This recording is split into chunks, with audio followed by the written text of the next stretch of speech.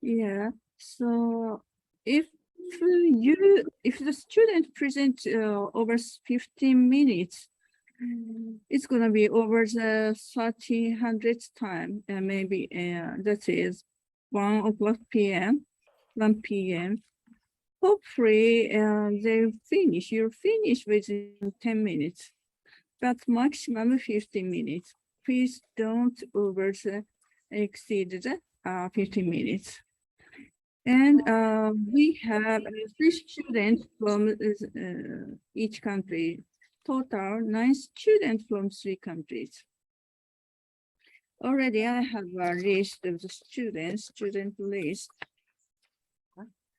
Prof. Naruse, Yes. may from UMY, Huh? Hasti Mahmudah can present first because he has joined in obligation or duty interprofessional education at Okay. 11 Japan time.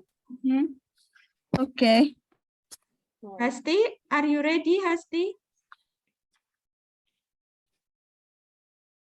Okay, so then we have 30 minutes for Q&A and discussion. Then I'll give the comments about the situation, your presentation. Okay. Okay, so Hasti in a hurry, ne? Hasti is in a hurry, so shall we start now? Yes, Hasti, are you ready?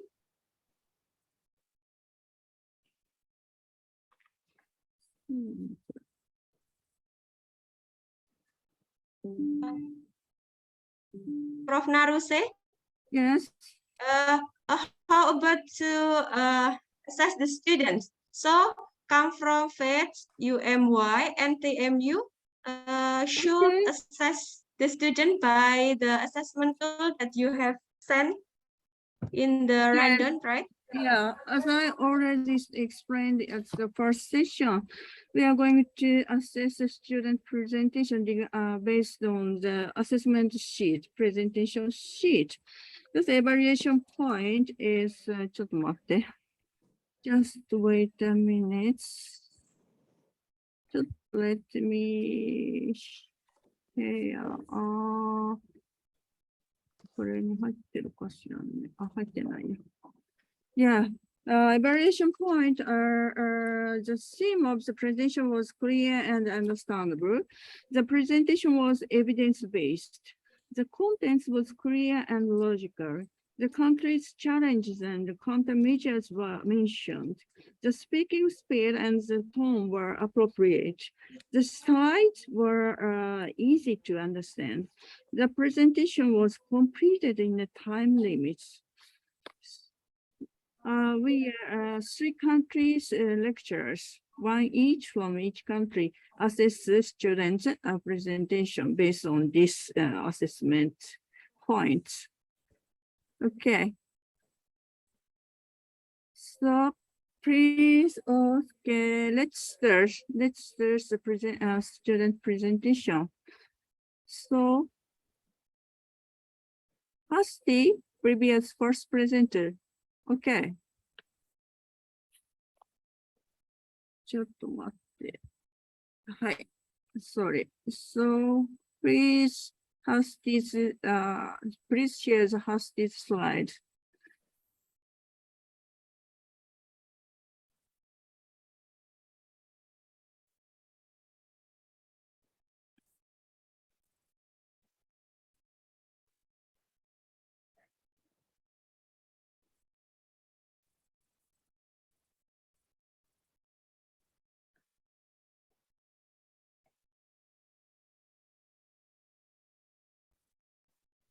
Okay, so can you see my screen? Yes, we can see. Yes, please. Go ahead. Okay. Thank you. So for today, I'm going to present about the abortion issues in Indonesia. So here we're going to talk about the definition and then the law cases and also the nurse's role. And here is the journal that I use for our presentation today. For the first, we're going to talk about the definition. So, for the first one, according to the World Health Organization or WHO, abortion is the termination before 20 weeks of gestation age, or in other words, it is happened before the fetus reaching the stage of viability.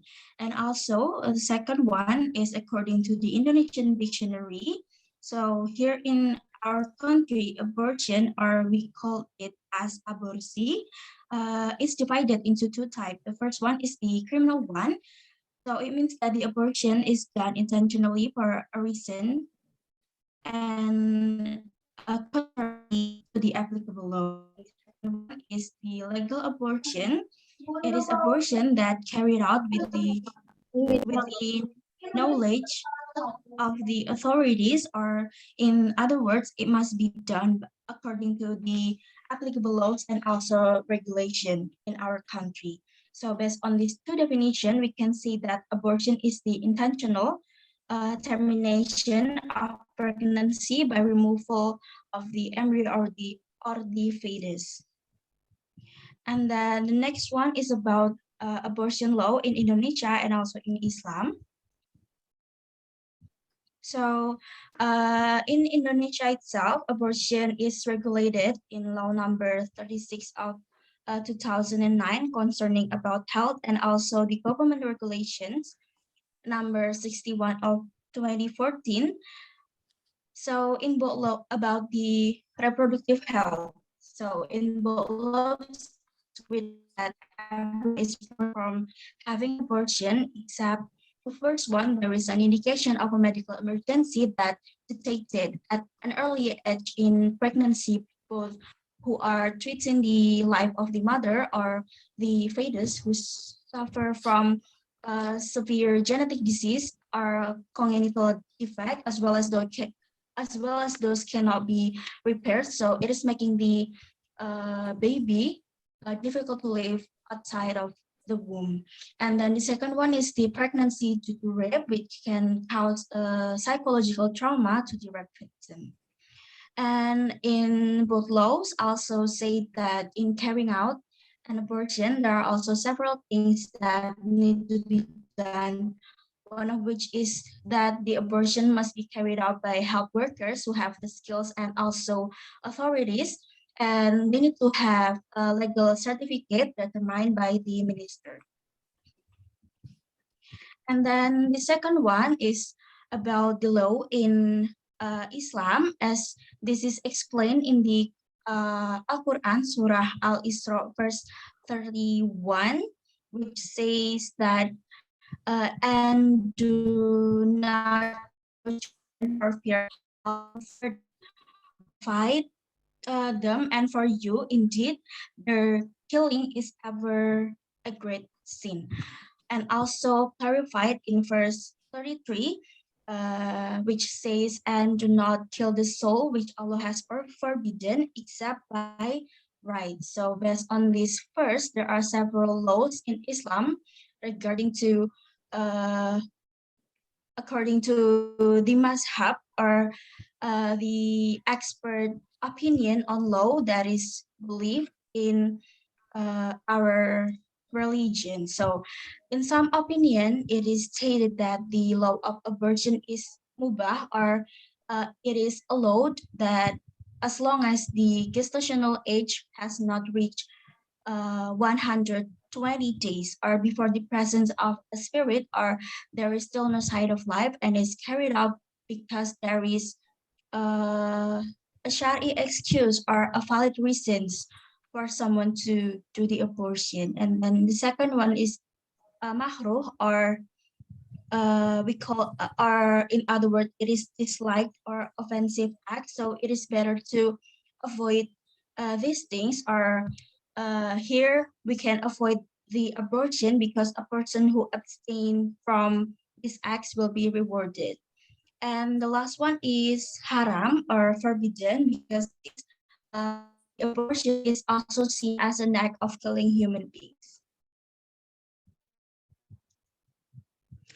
Okay, for the next one is about the cases of abortion in Indonesia.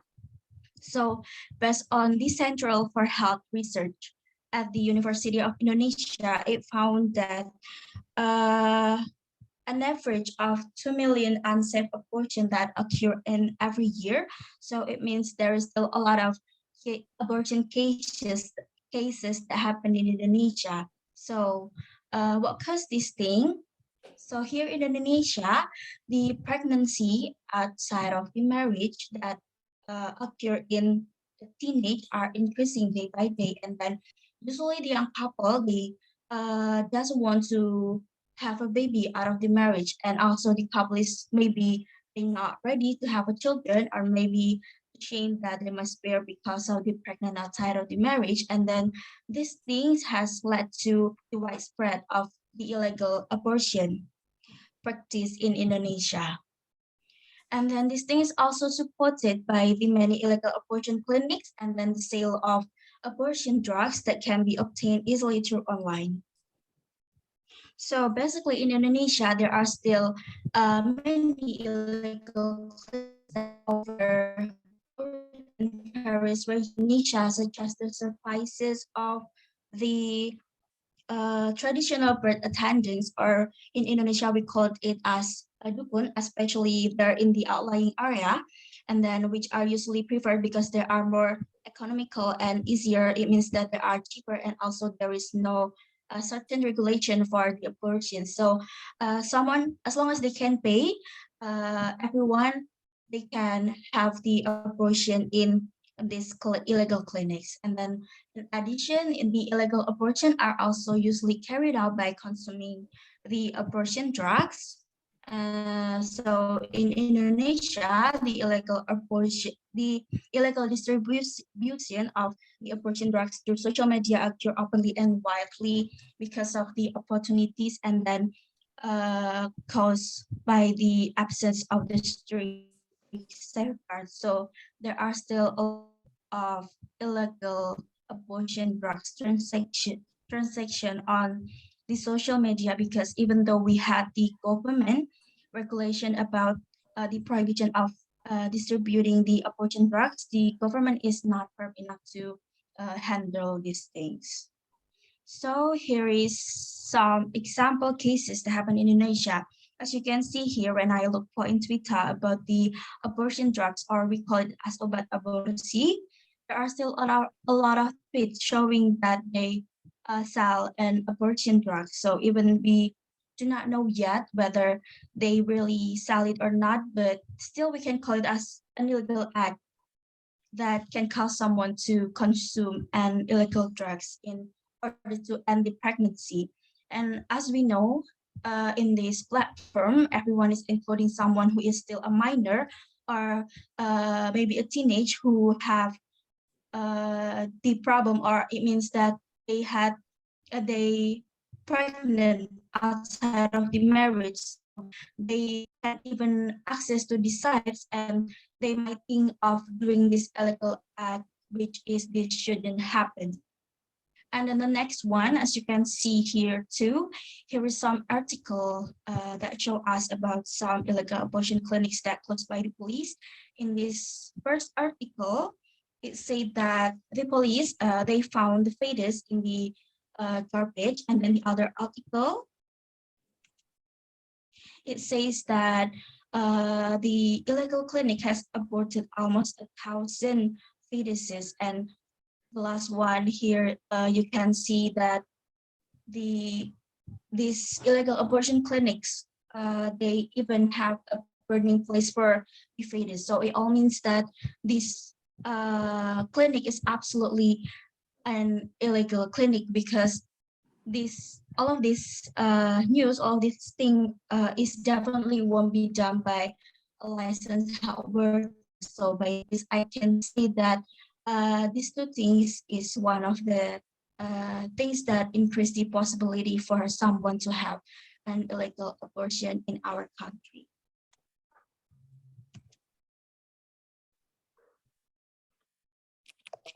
Okay, so the next one is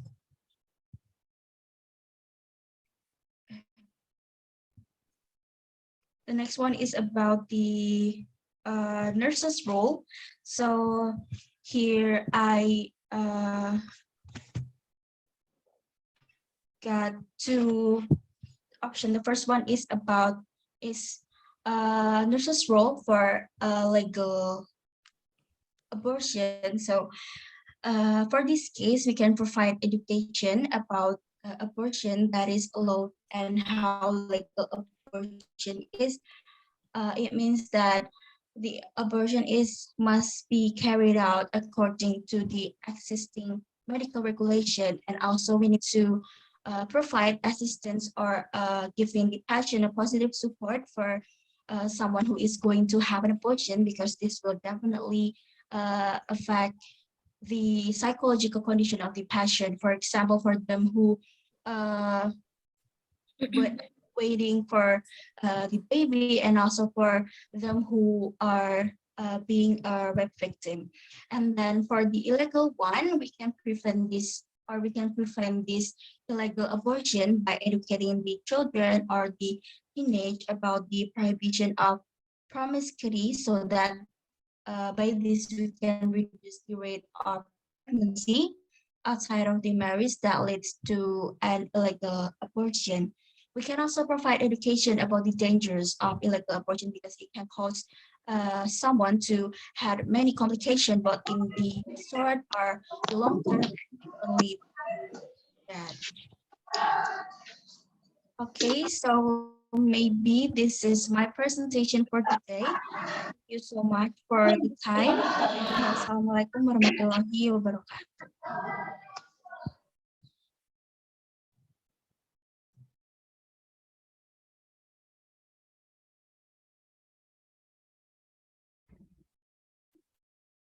Okay, thank you very much, Hasti. So maybe we can ask her about her presentation. Do you have some questions?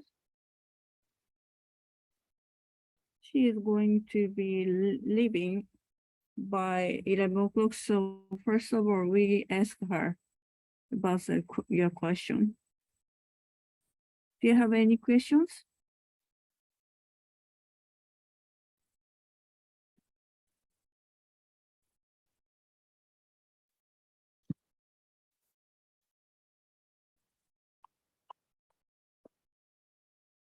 No?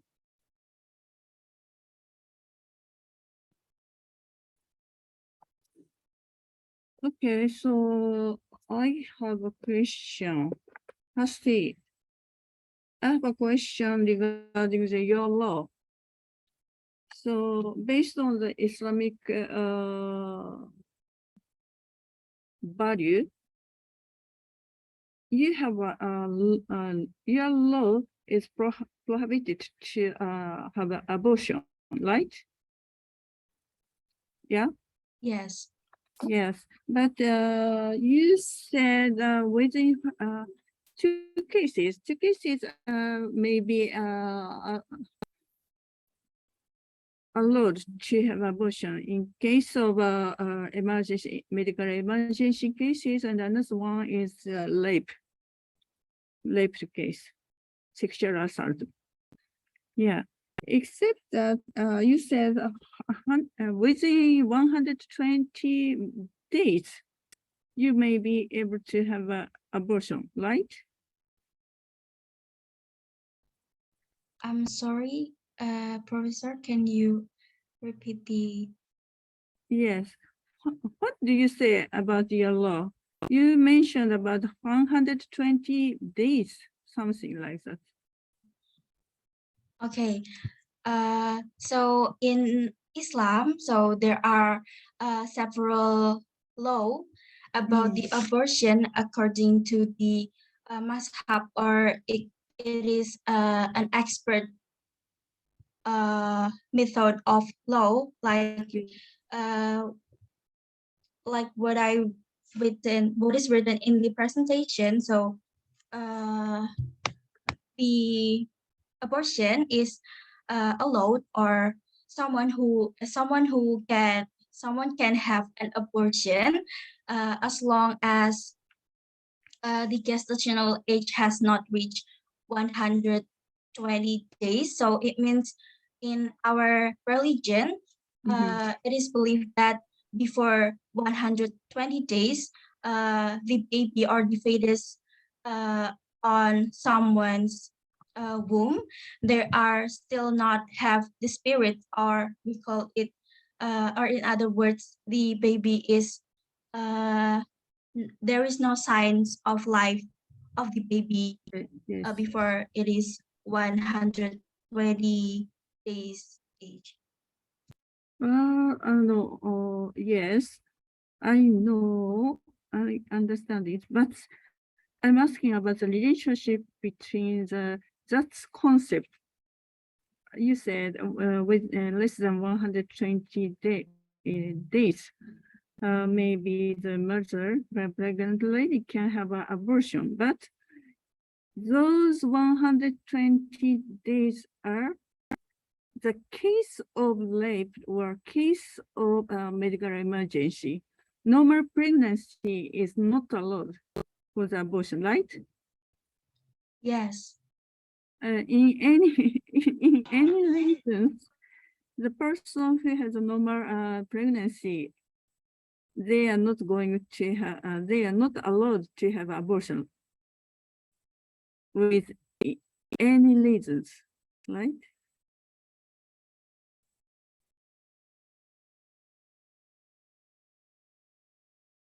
But anybody can have abortion. It's just days within 120. Or the person who are facing the emergency medical emergency or a case of the raped.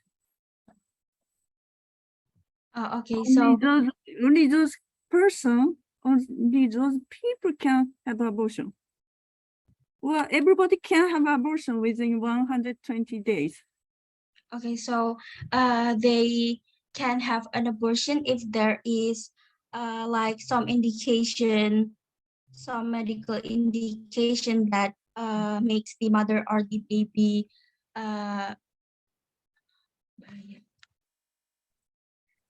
makes the mother and the baby severe any disease. Oh. Okay. So in the case of medical problem, they have an abortion, but the date limitation is within 120 days. Okay. Okay. Okay, thank you very much. Well, somebody else, do you have any questions?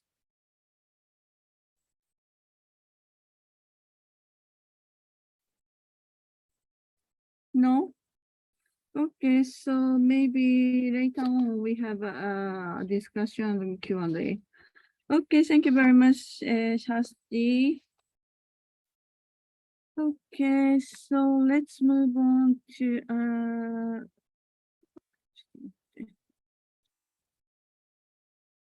others. So next presenter will be Faith. Francis. Francis.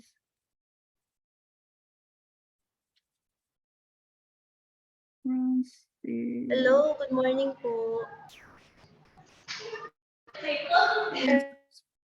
Please go ahead, Francis.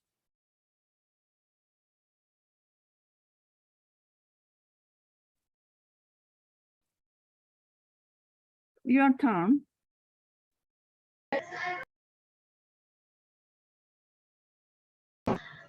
Prof, three presenters from Faith, me, Trisha, and Lizel, we have one presentation but different topics.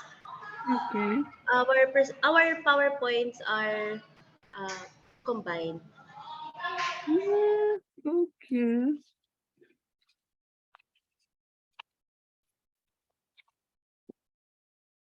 So You have 3 topics with 1 slide. Yes. Okay, so total, how long does it take? We will follow the instruction 10 to 15 Okay. minutes per student. Okay, so who will be the first presenter with I am your the speech? first presenter. Yeah, okay, please give your presentation. Go ahead, please.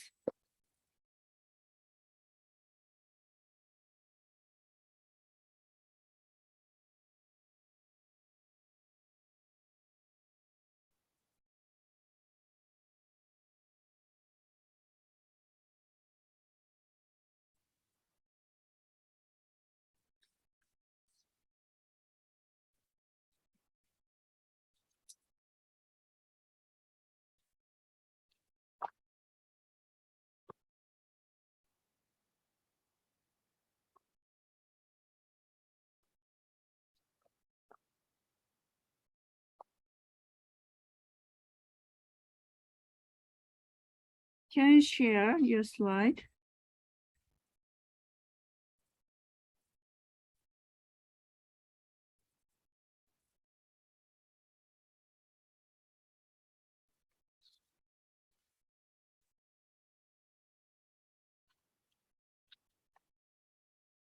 Can you see the presentation?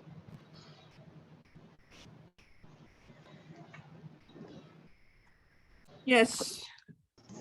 Okay, thank you. Good day, everyone. So we are the students from FATE. I am Frances Arnaiz, and we are going to talk about the gender and health in the Philippines.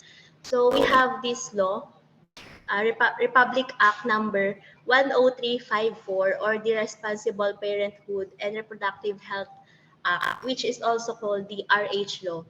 It was enacted in December 2012. The much-awaited measure affirms the Philippines' responsibility to protect each person's right to reproductive health by providing programs, mechanisms, and funding to improve access to information, services on family planning, as well as to maternal, to newborn, and child healthcare, among others.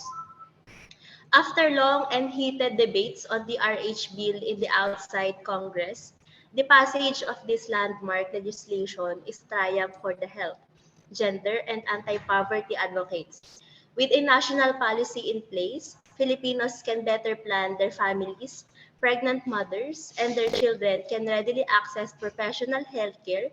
Adolescents can be properly informed about sexuality, and sexually transmitted infections can be readily detected, treated, and prevented.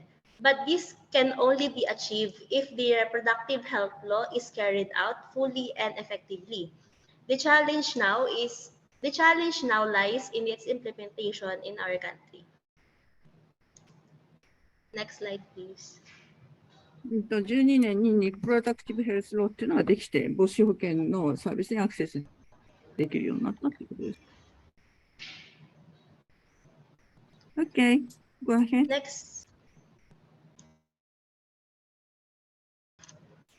So for the next slide, in the Philippines, we have a total of 55.74 million males and 55.31 million females. And then gender here in our country, it refers to the sexually constructed roles, activities, and responsibilities assigned to women and men in a given culture, location, or time. For example, Filipino women are generally expected to take the lead in child rearing even beyond the breastfeeding years. Also, here in the Philippines, the LGBTQIA+ is also existing. It is an abbreviation for lesbian, gay, bisexual, transgender, queer or questioning, intersex, asexual, and more. These terms are used to describe a person's sexual orientation or gender identity. Next is understanding the gender and reproductive health. Okay. So, for the reproductive health, what is reproductive health? It it is an indispensable component of anti-poverty and development initiatives. The international community acknowledges this in the Millennium Development Goals, or the MDG, which include the vital reproductive health dimensions, such as the reduction of maternal mortality and curbing HIV and AIDS uh, among its 8 targets. And rightly so, because access to comprehensive services on reproductive health will save lives, especially of women, and improve the overall health and quality of life of people, especially the poor.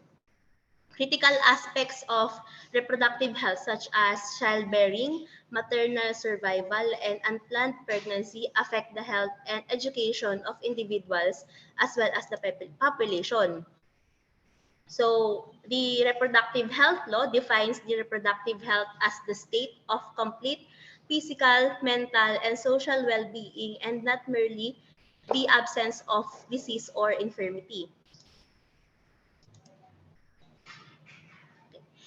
For the reproductive health, it implies that people are able to have a responsible, safe, consensual, satisfying sex life, that they have the capability to reproduce and the freedom to decide if, when, and how often to do so.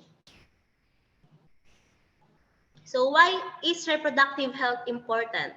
It is an integral aspect of a person's overall health and well-being, which are rights recognized by the international human rights instruments and the Philippine Constitution.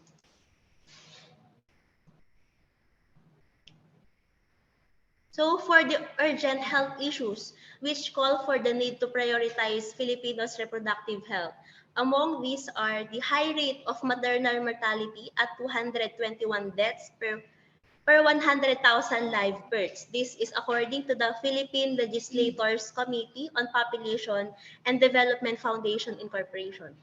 And 12% of Filipino women who gave birth had less than 4 antenatal care visits.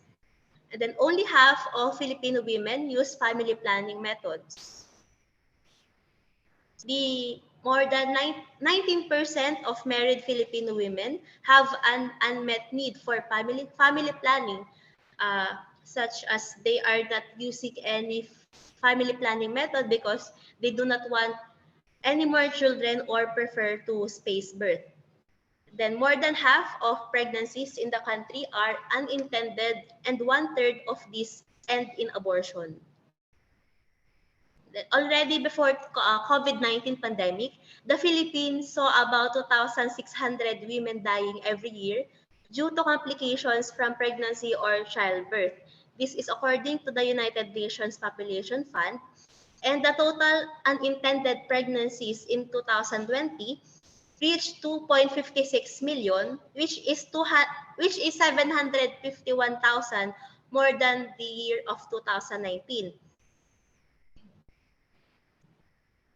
That the rate of teenage pregnancy has steadily been increasing for the past 10 years with teenage mothers, and then 10% of maternal deaths and 8% of fetal deaths in the Philippines concern teenage mothers.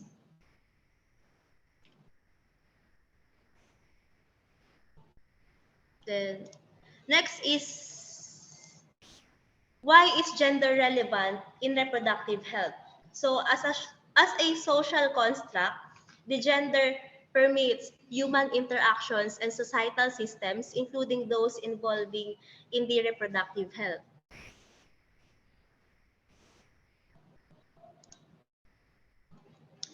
The gender cuts across the issue of reproductive health because sexual and reproductive decisions and activities operate,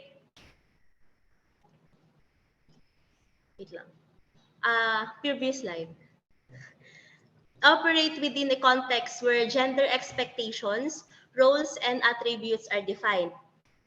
For instance, the sexual intercourse can be mutually satisfying activity between two consenting individuals. However, the situation can be a traumatic for a wife who initially refuses, but later accedes to her husband's sexual desire because she was forced or expected to do so. The UPPI study that Professor Marquez led examined that effects of the COVID-19 on Filipino women's and girls' sexual and reproductive health and freedom from violence. The preliminary results indicate that the pre-existing underlying vulnerabilities of women and girls are worsening because of the indirect effects of the pandemic. As the national and health systems are overwhelmed by necessary response to the COVID-19 patients, attention and resources for women's health might have been diverted. The pregnant women's utilization of facilities for antenatal checkup and delivery is declining because of uh, service disruption, difficulty in commuting, and their fear of contracting COVID-19.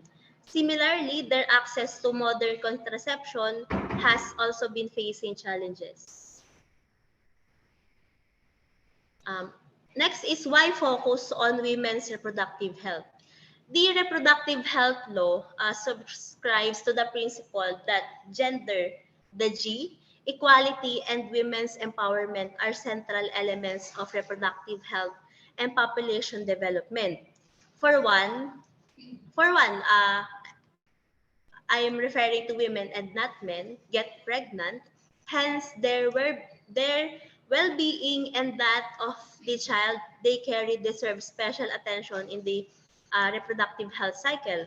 But beyond recognizing women's distinct reproductive health needs, another reason for prioritizing women springs from the reality that they face discrimination and inequality in various spheres of life, including reproductive health. For instance, wives are generally expected to be subservient to the desires of their husbands in sexual intercourse and family planning. But sexual abuse such as rape, act of lasciviousness, and seduction remains a common form of violence committed against women. In fact, 1 in 10 Filipino women ages 15 to 24 years old has experienced sexual violence. To address this inequality, the Philippine Constitution and various social legislation promote women's full and equal exercise enjoyment of their rights. Among of these laws is the Philippine Constitution, and then the Women in Development and Nation Building Act of 1992, which acknowledges the women as equal partners of men in contributing to and benefiting from development. Other gender legislation have been enacted since the more recent and most comprehensive being the 2008 Magna Carta of Women, also called the Republic Act of 9710. The Magna Carta of Women condemns discrimination. It promotes gender equality and provide services and mechanisms to uplift women's conditions, including the provision of comprehensive health services and health information covering all stages of women's life cycle, such as the maternal care, and responsible, ethical, legal, safe, and effective methods of family planning. The, repub- the reproductive health law also upholds the same principle of equality, more specifically with regard to women's right to be informed about and to have access to and reproductive health care services. The reproductive health law also focuses on women, but it is not intended to single out men, nor to deny them their rights or benefits. In fact, the law upholds the right to reproductive health of both women and men in the same way that the Philippine Constitution assures equal rights to all. Then, why should the government protect the people's reproductive health? The functions and processes of one's reproductive system are integral to his or her overall well-being. The reproductive rights are thus parcel of the right to health and guaranteed by the international instruments and laws to all persons, regardless of his or her age, gender, nationality, race, or religion. Because reproductive health is a human right, the Philippines ultimately bears the duty of fulfilling such right.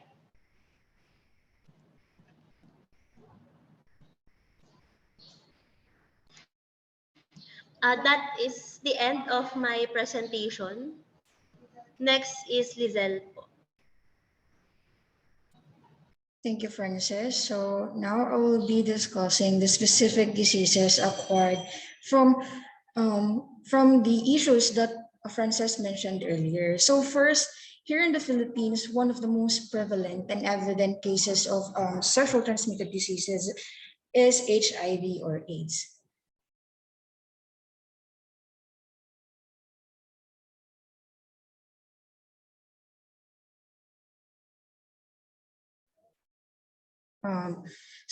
Previous slide, please. So in the Philippines has become the country with the fastest growing HIV epidemic in Asia and the Pacific, and has become one of the 8 countries that account for more than 85% of new HIV infections in the region. While the country has the fastest growing epidemic in terms of percentage increase, the number of new infections in the Philippines is not as high as several countries in the region, which are estimated to have tens of thousands of new infections annually. Even though they're not as high with other countries, it is still very alarming here in our country, since many Filipinos or many of within our citizens lacked on knowledge on sexual health, as well as also the use of contraceptives. So for HIV, as per the data reported by the Department of Health, or the HIV/AIDS and ARC Registry of the Philippines, as per February 22, the total case reported as of February 22 is 1,054 cases. So average cases per day is 33, which is a very high. And among them, males numbered 1,006 cases, and for female is there are 48 cases. So with advanced HIV disease, there are 297 cases, and total reported deaths are 78. So within the age group, each age group is starting from 1 to almost 74 or 80 at most. So as per January 22, the total cases of HIV/AIDS cases here in the Philippines is 96,266 reported cases. Next slide, please. And for the next one, we have this mode of transmission. As per Frances said earlier, or discussed earlier, there are several issues that we are still engaging and still dealing as of now. And some of them also, in result, there are several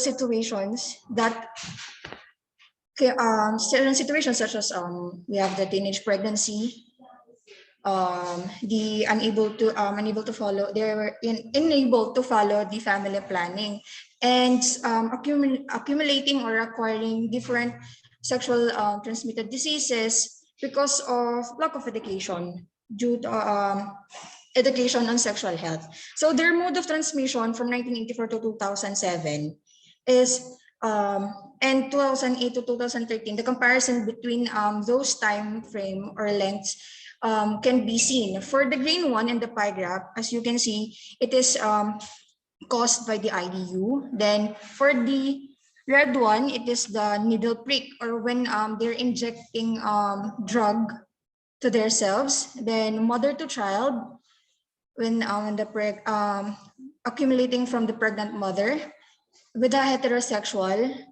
bisexual, homosexual, in which they're engaging with the male-to-male sex, as well as female-to-male sex, and having different sexual activities with both males and females. And then lastly, with the blood transfusion. As you can see, as 2018 to 2013, with those within those timeframes, cases, the cause of these cases or HIV/AIDS was greatly or partly due to homosexual activities. For the modes of transmission for the February 22, it is still the same until now. So for the mostly, it is partly because of the sexual contact. Yeah, and without proper use of contraceptives, such as use of condom.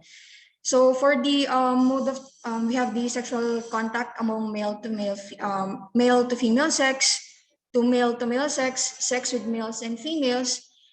There are also the sharing of infected needles, the mother to child, and the others. So among this transmission, you can see that there are high cases between the male to male sex. Next is the distribution of newly diagnosed cases by region of residence as of February 2022. So here in the Philippines, we have 14 regions in which, however, the highest region that has highest reported case of HIV is within the NCR. In the map, you can see that as the bright or dark rather, the dark part in the middle of the region, in which consists of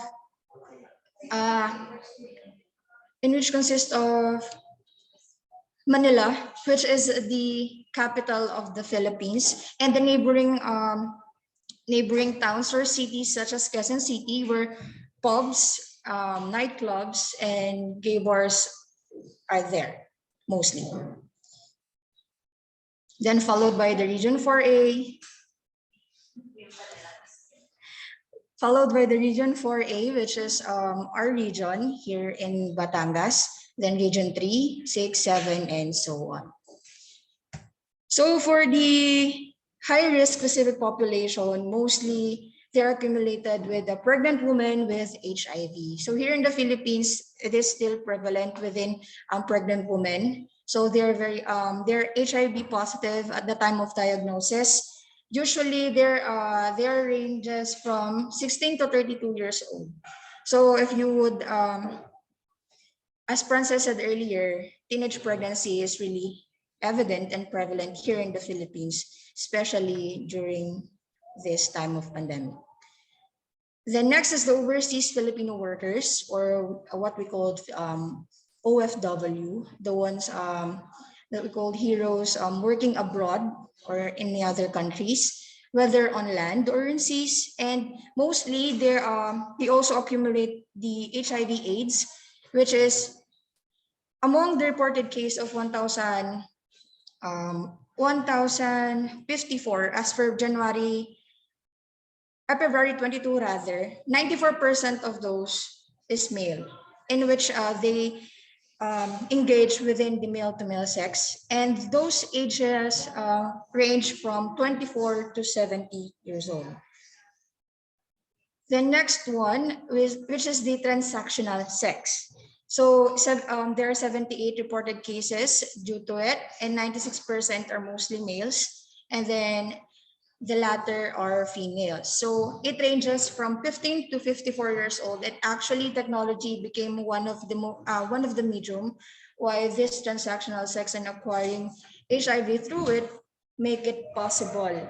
Since as you are and we are aware within our community and our surroundings, there are a lot of transactions happening and ongoing within the internet and different social media apps. And for youth, we have the age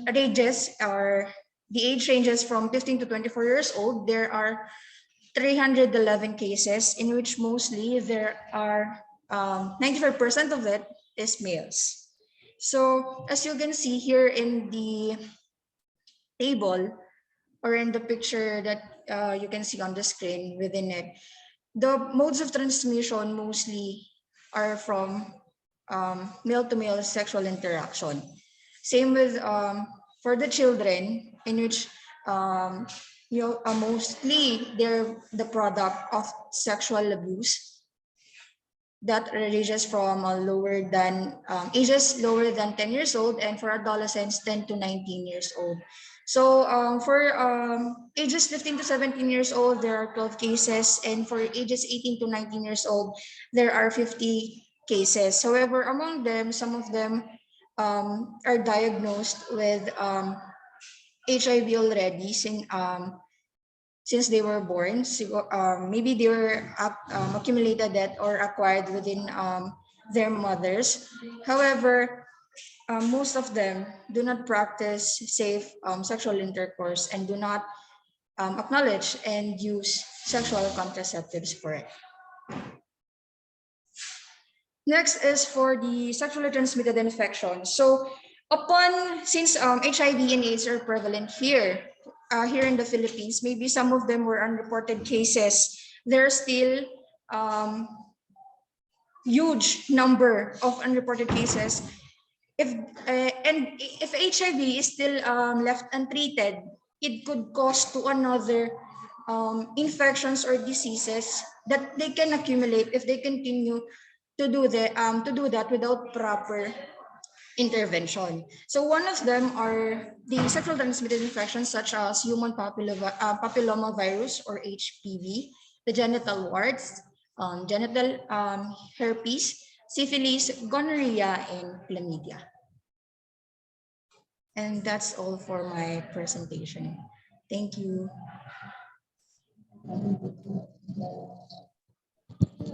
So now I'll be discussing the updated Gender Health and Women's Empowerment, the plan from 2019 to 2025.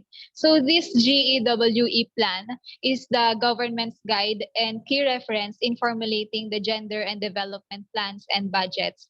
It is a framework plan that the government has formulated in support of the Long-Term Perspective Plan, the PPGD, from 1995 to 2025. So the Philippine Plan for Gender, or the Philippine Plan for Gender Responsive Development. So it aims to achieve the number 5 goal, which is the gender equality of the United Nations Sustainable Development Goals. Originally, it has 15 chapters, but for now, I will only focus on the chapter 4, which is health and nutrition. In here, I'll be discussing 7 gender issues prevalent in the Philippines, the expected results, the strategies, responsible agencies on addressing each issues. Next slide, please. So the first gender issue is the persistence of high maternal mortality ratio. So the expected outcome is for it to be significantly reduced. Its indicator is the ratio. The baseline data is from 2018, which is 108 per 100,000 live births. And as for the target, this 2022, 90 per 100,000 live births. So the strategy that will be implemented or that is being implemented is the implementation of RPRH law, or the Reproductive Health Law, and other health policies and plans, and ensure timely and effective delivery of it. Other services, especially to the poor and marginalized sector, and then strengthen the institutional mechanisms and collaboration with other services providers to improve the delivery of gender responsive, age appropriate, disability, and culture sensitive reproductive health services, especially to the poor and marginalized sector, and then intensify programs that address the leading cause of mortality among the pregnant women, including the TB. Another indicator is the percentage of LGUs with engaged maternity care package or MPC providers. The baseline is the number of cities and municipalities with accredited outpatient clinics. And increase, as for the target, it should be increased number of LGUs and accredited outpatient clinics as per this strategy, intensifying PhilHealth accreditation of birthing centers with maternity care package. Another indicator is the proportion of birth delivery delivered in a health facility. As for 2017, there's a 78%, and the targeted for this year is 95%. So the strategy to be implemented is to strengthen the barangay health emergency response team and ensure that community members, including the traditional or indigenous healthcare providers, um, are in their mechanisms. Another indicator is the proportion of birth attended by skilled health personnel. The baseline is from 2017, which is 84.4%. The target is 99%. Another one is percentage of women's ages 15 to 49 who give birth and receive 4 or more antenatal care checkups. The baseline is 87% as per year 2017, and the target is 95%. Here, the responsible agency for these gender issues are DOH, which is a government agency here in the Philippines that facilitate the public health, and PhilHealth, which is an insurance corporation to implement the universal health coverage in the Philippines, and LGUs, or the local government units. Its goal is to provide revenue or to maintain the grow and improve local infrastructure and community services. The second gender issue is the inadequate access of women and girls to sexual and reproductive health services and information. The expected outcome is or an improved access of women and girls, including the gender community that Frances have mentioned earlier, the LGBTQIA+, to comprehensive SRH, or sexual reproductive health services and information. The indicators are is modern contraceptive prevalence rate among all women, which is 24.9% last 2017, and the target now is 30%. Another one is adolescent birth rate, which is 47 over 1,000 last 2017, and as per now, it should have 37 per 1,000. And unmet need for modern family planning. For 2017, it is 10.8%, and for this year, it should have 8%. So the strategy for that is to improve the strategy is the improvement of the delivery of comprehensive SRH services, particularly to those farthest behind in access due to their location, ability, gender orientation, and age among the poor and marginalized sector, and build the capacity of health providers on necessary competencies and boundaries among interacting with transgender and gender non-conforming individuals. Ensure the full complementation of comprehensive sexual education protocols in all public and private elementary, junior, senior, high school learning centers for special education, and alternative learning systems, or ALS, laboratory school and of state and local university and colleges. Immediate, next slide, please. Immediately identify actions of required policies to collect data of indicator without baseline and targets. Ensure the availability and access of men to various contraceptive methods, including the vasectomy. Intensify awareness raising campaign on men involvement or participation in family planning. Improve the delivery of comprehensive SRH services, particularly to transgender and gender-conforming individual and intensifying information and education campaigns of or on sexual orientation, gender identity, and expression, or the SOGI, especially for healthcare providers. So the responsible agency are just the same: the DOH, LGUs, DepEd, which is the educational agency. No, the government agency for the education here in the Philippines.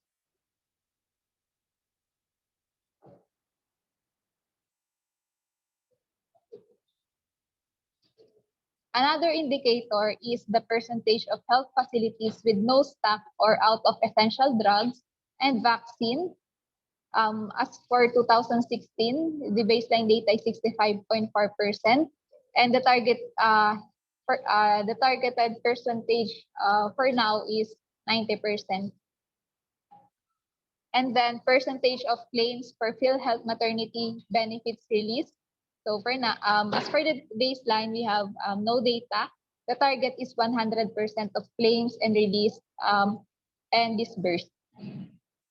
The third gender issue is the high prevalence of malnutrition and iron deficiency anemia among pregnant women and girls. So the target or the expected outcome is to have an improved nutrition levels among pregnant women and young girls. The strategies is to improve the delivery of nutrition programs and services, including the better targeting of our IEC campaigns to highlight the importance of nutrition and securing the future of health generation, include the transformation of gender norms that reinforce poor nutritional level among pregnant women. So that's the indicators are the proportion nutritionally and at-risk pregnant women and the prevalence of anemia among the reproductive age. Another, next slide, the prevalence of exclusively breastfed children among 0 to 5 months old. The baseline data is 48.8% from last 2015, and now the target percentage is 72.3%. These strategies to increase advocacy to both public and private entities to adhere to the provision of RA 10028 and relevant policies, including the availability of lactation stations in workplaces and public places, provision of lactation breaks. Another strategy is to sustain and intensify attention to health needs of women and in informal workplaces through capability building of LGUs, which is the local government units, in institutionalizing successful efforts in lactation management program in the local health investment plans. The fourth gender issue is inadequate knowledge and sensitivity. Next slide, please. Of healthcare providers to particular health-related issues and constraints of poor women and girls. The expected outcome is to have a significantly improved experience by women and girls of their interaction with public health care facilities.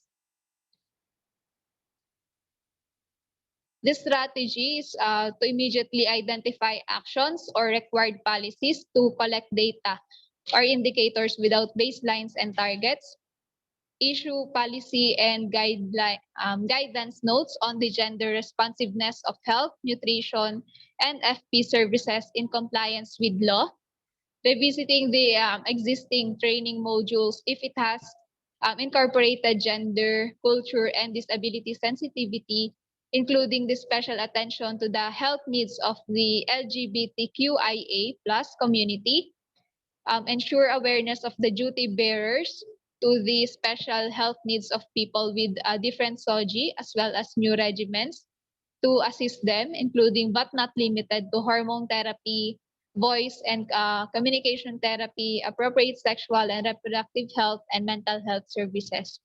And then expand existing data systems to enable sex disaggregation of data and analysis that is cognizant of health needs of sexual minorities. So the indicators are the number of health services providers trained in gender responsive and right-based integrated sexual and reproductive health, the number of health services providers trained on handling pregnant women and girls, children, clients with disability. The fifth gender issue statement is the growing prevalence of HIV and AIDS, which was discussed by Lizelle. The outcome or the expected result is the reduced prevalence of HIV and AIDS among women. The indicator is the number of newly diagnosed cases. The baseline data is 9,264 from 2016, and the target is 18,900. So by 2023, the end of the end the epidemics of AIDS and tuberculosis and malaria. As for the strategy, strengthening the awareness, raising, and include a focus on the disease in the delivery of comprehensive SRH programs and services, adapt surgery strategies indicated in the 6 AIDS medium-term plan, including the LGBTQIA+ community, particularly transgender people and non-conforming individuals, strengthen mechanism for information dissemination on HIV, enhance advocacy campaigns to openly publicly talk about the issue. Next slide. Reach key population of HIV awareness, promotion of HIV testing, condom education and distribution. Screen key population for HIV by trained and supervised member community-based organization. Test key population for free and social hygiene clinics, TV facilities, and antenatal care facilities.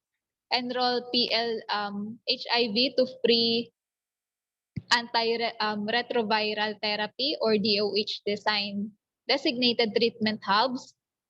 Adhere the ART for HIV and monitor responses of treatment through the viral load testing.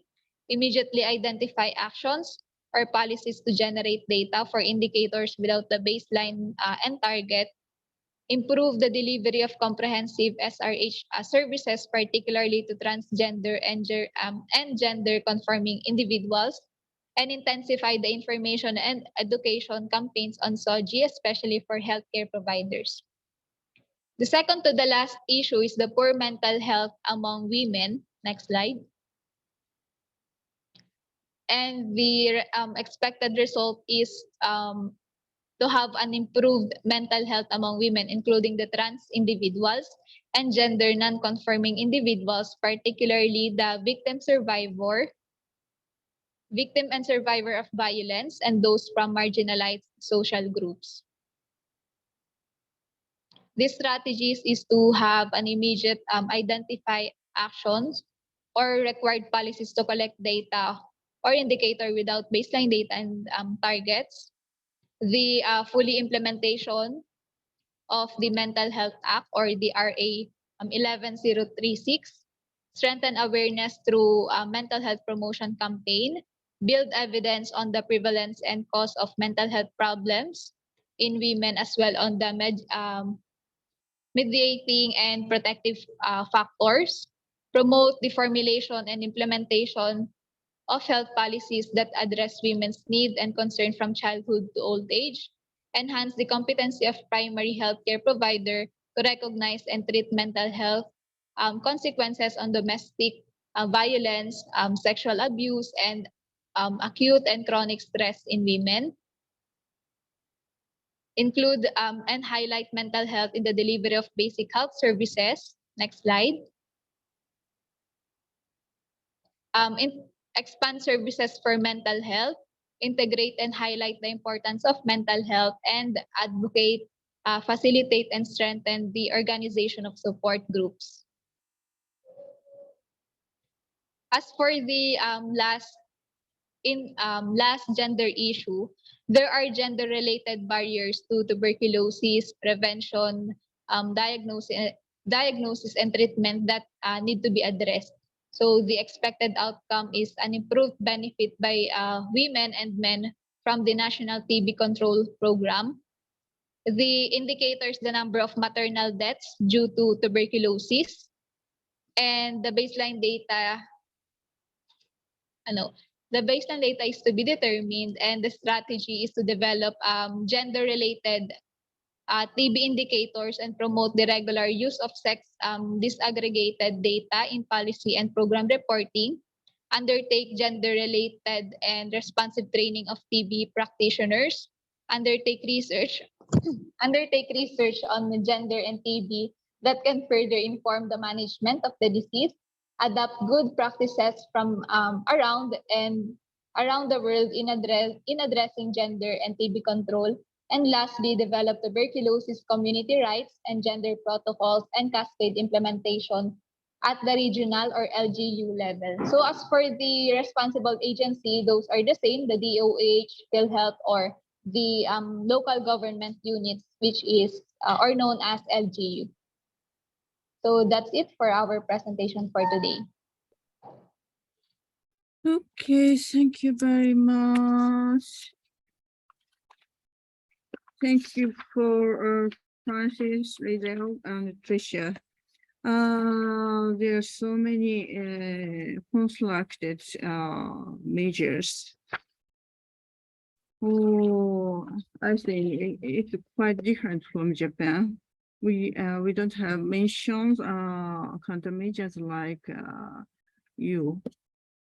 So okay, first of all, shall we go to others presentation? We have a time for Q&A.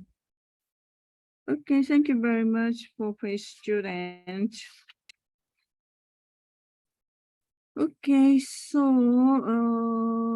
we are going to back to TMU. Mayu Masuda, please go ahead.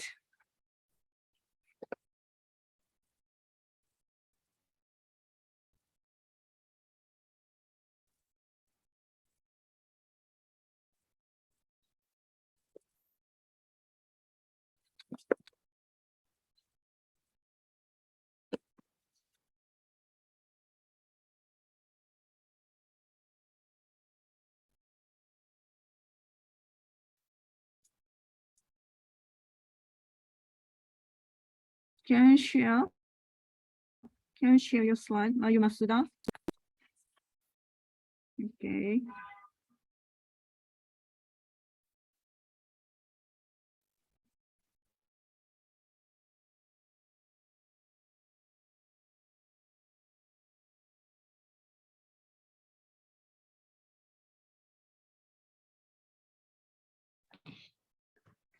So,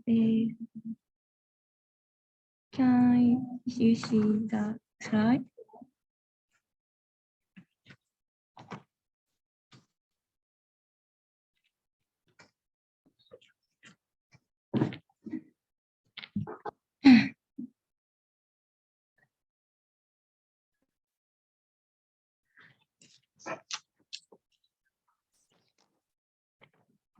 Start.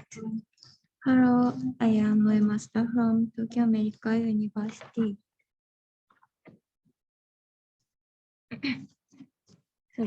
From now on, I'm going to give a presentation about teenage pregnancy in Japan.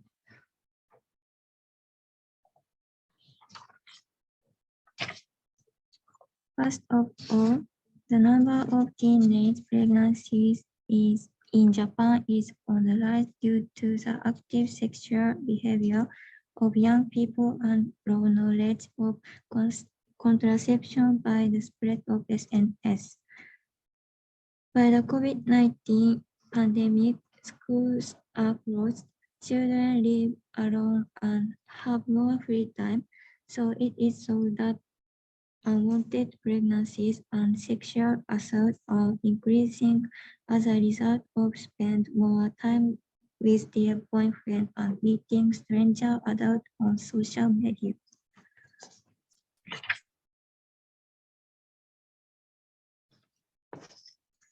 This is a graph of the number of pregnancy consultations for an organization called Nissin SOS Tokyo. This organization is a private organization. Nissin means pregnancy in Japanese. They accept consultations about pregnancy. In the COVID-19 crisis, the number of teenage pregnancy consultations is increasing. At Nissin SOS Tokyo, the number of new consultations increased 1.2 times compared to the same period previous year for the 3 months from March 1st to May 31st. Among others, the number of consultations for teenagers increased 1.8 times. Those 3 months almost overlap with the period of school closures due to the COVID-19 crisis. Similarly, it is known that the number of teens seeking counseling is increasing due to the COVID-19 crisis at other pregnancy consultation institutions.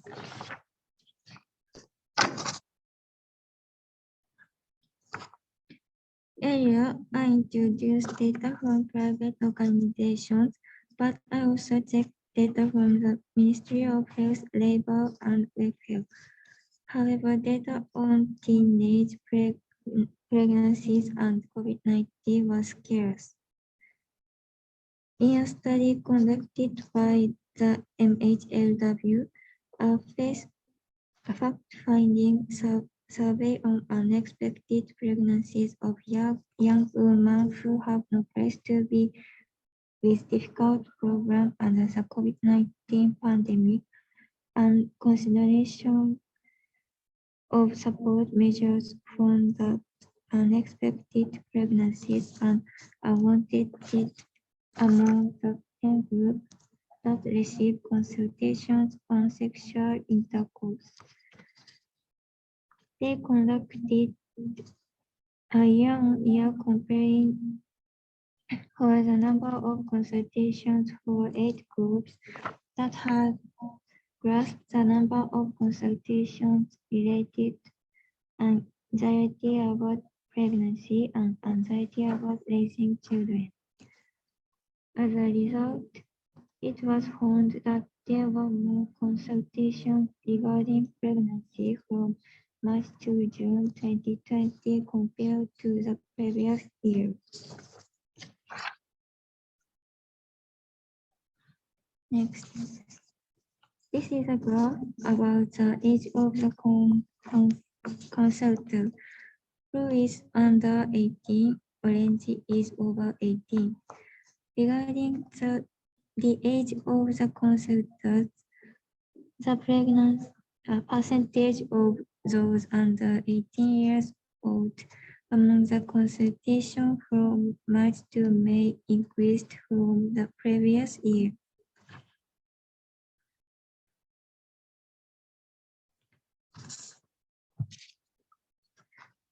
This is graph number of consultations at pregnancy anxiety counseling groups. Blue is data for 2019, orange is data for 2020. It has found that the number of consultations centered on pregnancy anxiety increased, but up to 22.3 compared to the same months of the previous year in March and April.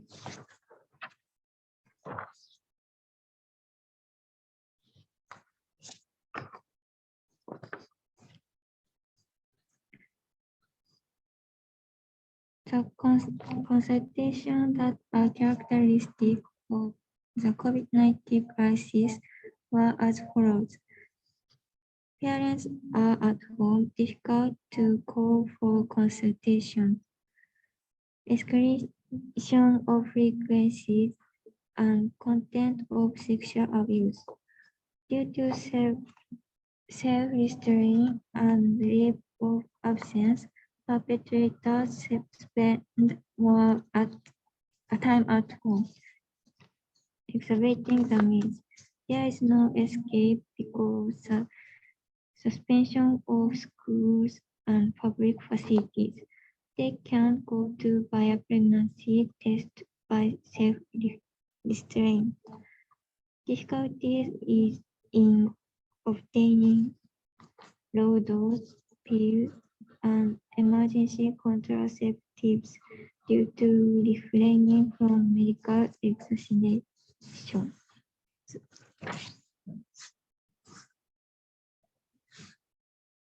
Next, I would like to introduce support for young pregnant women in Japan from 2020. The MHLW has started a new support project for young pregnant women.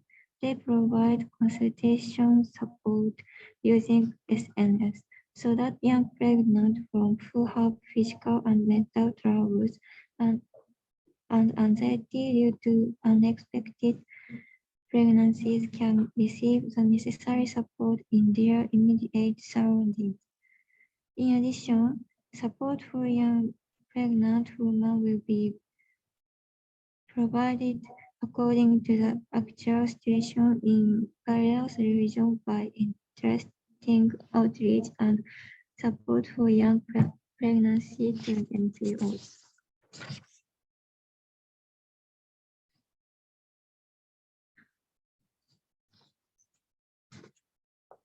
This is a pregnancy consultation held at a midwifery clinic in Japan. In addition to telephone and face-to-face consultations, it is possible to connect with many target people by conducting a consultation business using LINE and SNS, which are used on a daily basis of the younger generation. This midwifery clinic accepts consultations 24 hours a day. The number of consultations has increased due to the COVID-19 crisis, and it seems that there was also a consultation with a 10-year-old girl. In addition to exchanging messages when necessary, they sometimes make long phone calls in the middle of the night.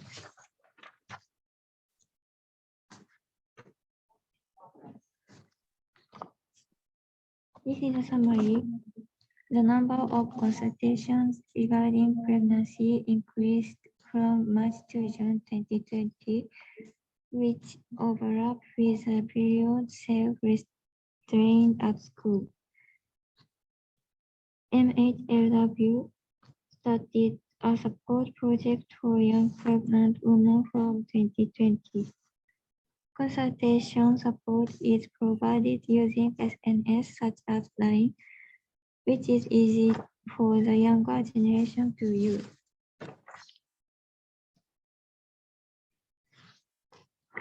These are considerations. Currently, schools have removed, and it is so that many people have some sort of place to belong outside of their homes. But it is so that many teenagers have anxiety and worries by the COVID-19 pandemic, so adults need to take care of their mind. One of the reasons for the increase in teenage pregnancy consultation during the period of self-restraint in the cancellation of sex education classes, which are often held at the end of the academic year due to school closures. Sex education should be improved to reduce unwanted pregnancies.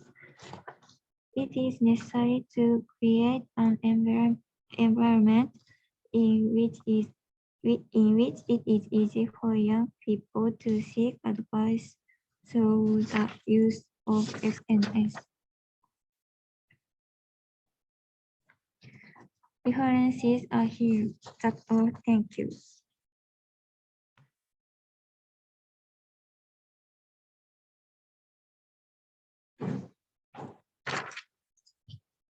Okay, can you hear me? Okay, thank you, Masuda. Okay, so next presenter is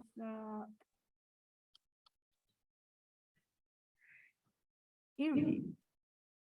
Irvi of UMY.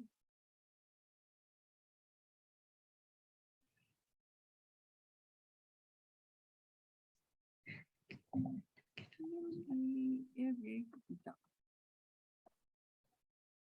Irvi, can you ready? Are you ready? 여기 미안 타라나.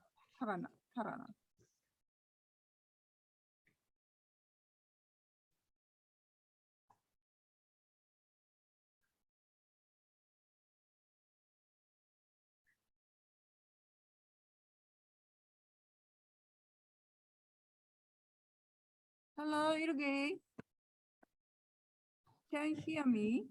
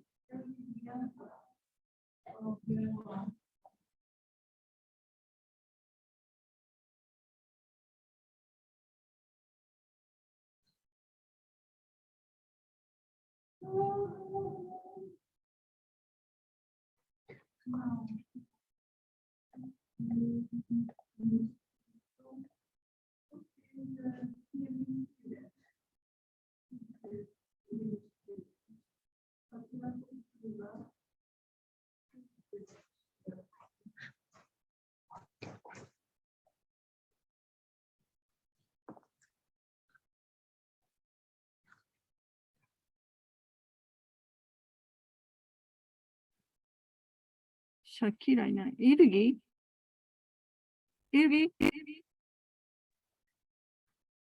Shakila. Yes, Prof. Oh, Shakila is there. Yeah, I'm Your turn. Can you present your slide? okay. I'm Yes. gonna share screen.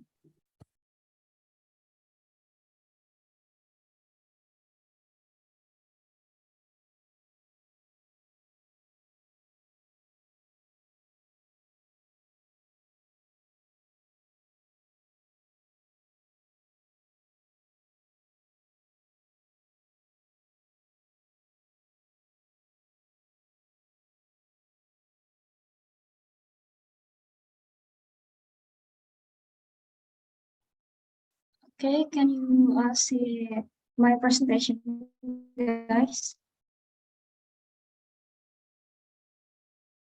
Yes. Okay, I want to get started. Good morning, ladies and gentlemen, to the Honorable Professor Harusya from PMU, the Honorable from Faith University, the Honorable Ms. Ulam from Muhamadiyah University of Yogyakarta, and thank you to all of you who have attended this Zoom student exchange presentation.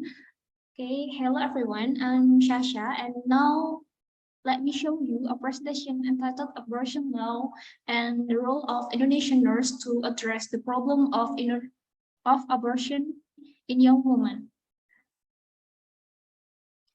In this presentation, I will discuss about the first definition of abortion globally, second, abortion law in Indonesian and Islamic law regarding abortion, third, case and situation analysis in Indonesia, fourth, kind of illegal abortion and impact of illegal abortion, fifth, the role of Indonesian nurse to overcome the problem of abortion. Definition of abortion globally. According to World Health Organization, abortion is a simple health care intervention that can be effectively managed by a wide range of health workers using medication or a surgical procedure in the first 12 weeks of pregnancy.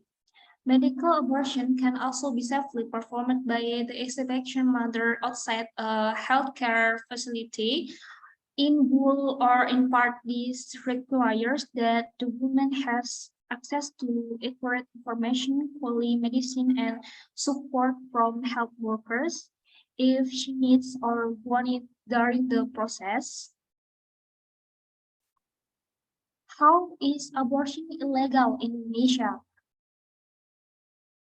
Whereas abortion in Indonesia is regulated in Article 75 of Law Number 36 year 2009 concerning health. In the Constitution, it is stated the abortion is not permitted or illegal, so it is criminal offense to do so. If the abortion is done illegally or on purpose, this will enter into criminal law. So, however, there are two conditions that allow abortion. That is a reason medical possible pregnancy, threatened safety mother, and because rape with condition age fetus no more of 40 days.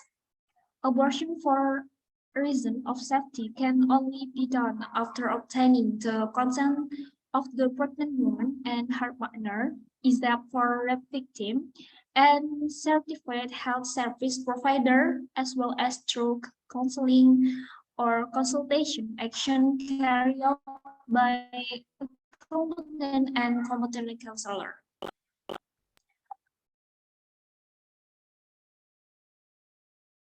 So why abortion is illegal in Indonesia? Because according to the legal view in Indonesia, if abortion is intentional, then abortion is an act that violates the law of basic human rights. Correct abortion is not carried out because it is contrary to human rights and even norms or values that exist in a society that is still difficult to accept in Indonesia and increase the number of dead newborn.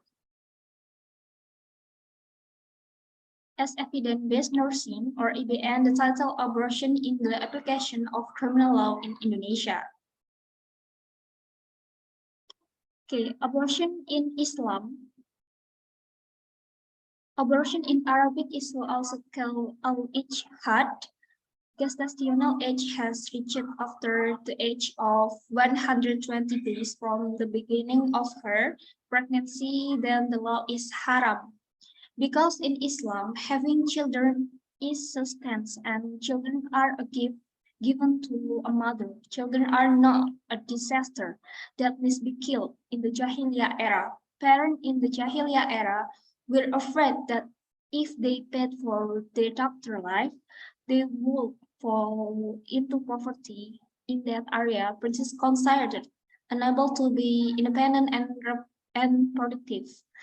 Therefore, the Quran, it is we who provide sustenance to you and to them. Surah Quran Al-An'am 151. Islam has guaranteed that if we are given offspring, we will get reward, sustenance, and blessing from Allah. Allah Subhanahu wa Ta'ala says in Surah Al-An'am, say Muhammad, let me recite what God has forbidden to you. Do not associate him with anything. Do good to parents and do not kill your children because they are poor. We are the ones who provide sustenance to you and to them. Do not approach abominable deeds, whatever visible or hidden. Do not kill those whom Allah has forbidden except for a just cause. Thus he command you that you may understand.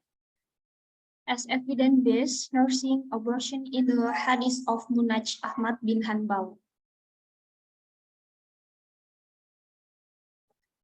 Okay, you can see case and situation analysis in Indonesia. The challenge for the state of Indonesians today is that there are many possible abortions. Judging by this news, there are so many women out there who scarcely have abortion on their own without medical assistance. Number one, the story of a young woman who had 7 abortions resulting from illegal relation. Number two, 5-month fetal abortion, 17 years old teenager bleeding and body buried in front of the shop. Number three, 2 young women were named suspect in abortion case in Bantul. 15 years old, raped and jailed for abortion. Okay, we can analyze data. Maternal mortality case in Indonesia, 15% until 50% of maternal deaths are due to unsafe abortion, especially in the majority of teenagers. Based on data from the Indonesian Demographic and Health Survey, the abortion rate reaches 228 per 100,000 per life. The Ministry of Health notes that every year 700,000 abortions occur in adolescents, or 30% of the total 2 million cases, most of which are performed by traditional healers.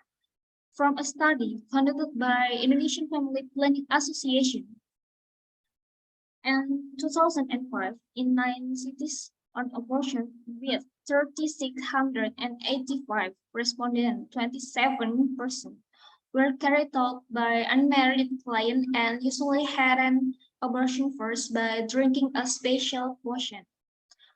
Meanwhile, 21.8% were performed by clients with advanced pregnancies and abortion could not be there. It can be said that many teenagers who have free sex under the age of 20 years often have abortion in their teens. Adolescent abortion is influenced by fear and shame in the close family, her parents, older families, communities, neighbors, and friends. Human construction, the motive in this study are feelings of fear, shame, and feelings of common. They are still in college or school and do not want to interfere with the pregnancy so that abortion occurs. The motive for the abortion is determined by the boyfriend or by taking special pills for abortion. As evidence-based nursing, the title Abortion Among Teenagers.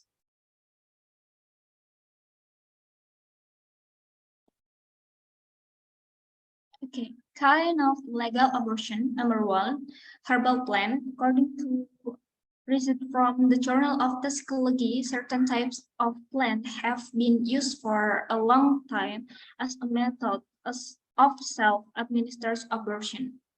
Of the many plants that exist, 3 plants are often used to activate pregnancy, namely ruda, cola de cuerpo, herbal product for pregnancy, or sarapita. The study also mentioned 15 cases of abortion using plants orally. One of the cases is where the abortion expired organ system failure when swallowing Buddha.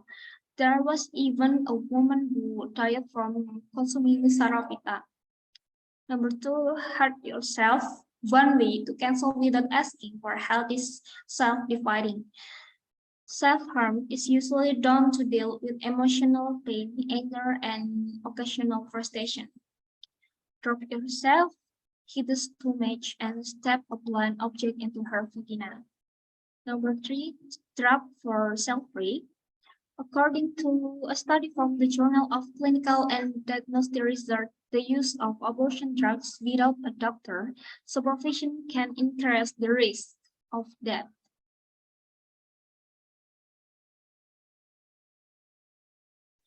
Impact of illegal abortion on youth. According to the article from the Ministry of Health of the Republic of Indonesia, there are some side effects if you have an illegal abortion. Number 1, heavy vaginal bleeding. Heavy bleeding from a serious abortion is accompanied by high spirit and tissue full of fetus of the womb.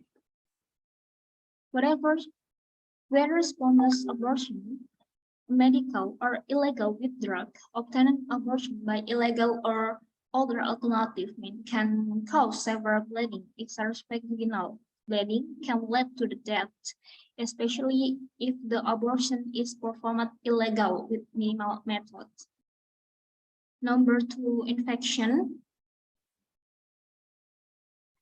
Infection occur because the cervix will be delayed during the abortion process of indicated abortion drugs, both perception and obtained from the black market. This then causes bacteria from outside to enter easily into the body, triggering the appearance of severe infection in the uterus, fallopian tubes, and pelvis. Number 3, pelvic inflammatory infection. Number 5, endometritis is an inflammatory condition of the lining of the uterus, usually because of it. Endometritis is a risk of abortion that may occur in everyone, but more especially in adolescents. Adolescent women are reported to be 2.5 times more likely to develop endometritis after an abortion than women aged 20 until 29 years old. Number 5, cancer. And number 6, psychological disorder. Psychological complaint, not only psychology, but women who perform illegal abortion can also experience psychological trauma. He can feel feelings of anxiety, shame, and stress to be able to feel depression. As evident with nursing, according to the article Hello Sehat, Ministry of Health of the Republic of Indonesia, the title is 8 Health Risks that May Happen After Abortion. Okay, the role of Indonesian nurse in tackling abortion in adolescents. Number 1, nurse as communicator for society. The role of Indonesian nurse as communicator means that nursing includes communication with clients and families among nurse and other health professionals, search of information and the community. Providing effective care and making decisions with clients and families is impossible without clear communication. The quality of communication is a determining factor in meeting the needs of individuals, families, and communities. Number 2 is nurse as educator for the community. The role is carried out by assisting young female clients in increasing their level of knowledge of health, symptoms of disease, and even the action given so that change occur. The behavior of the client after health education, providing socialization through outreach program related to adolescents, reproductive health education is not only about change in reproductive organ, but also related to unwanted pregnancies.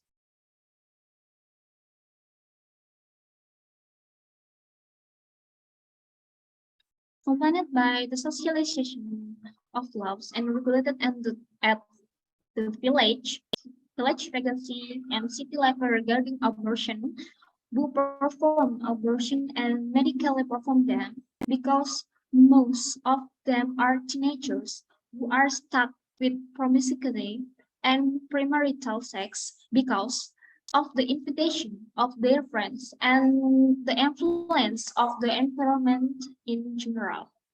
Because with our socialization as nurse, we will provide knowledge to foster intellectual understanding for the younger generation, especially young women. Number three, the role of nurse in decision making to improve. The nurse role in question is that when teenagers have difficulty deciding about abortion, they will choose to take drugs to abort the pregnancy because many teenagers are afraid of the stigma around them from family, friends, or society. Therefore, the role of the nurse mentioned to number one, the decision-making process does not happen by change. Number two, the problem must be clearly identified. Number three, decision-making is not done carelessly. Number four, problem solving must be based on facts that have been systematically collected. Number five, a good decision is a definition that has been carefully analyzed. If you don't use the five components above, there will be many unresolved problems for the client. As evidence-based nursing, the title is The Role of Nursing in Education to Improve Knowledge Related to Abortion in Adolescents Due to Pregnancy Undesirable.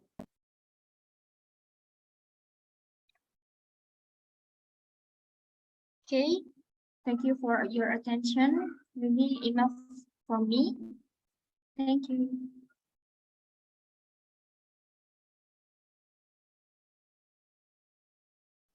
Thank you very much, Akira. It's very interesting. Okay, and a very systematic presentation. Thank you very much. Then I think it's better to move to same Indonesia, Ilgi. Sorry, Next presenter is Yeah. Ilgi. I can't hear your voice.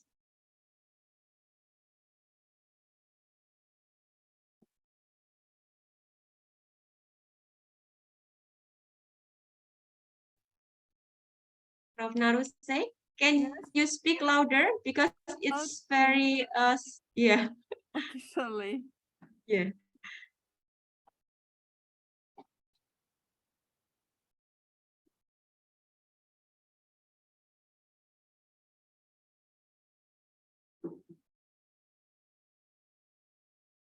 Wow.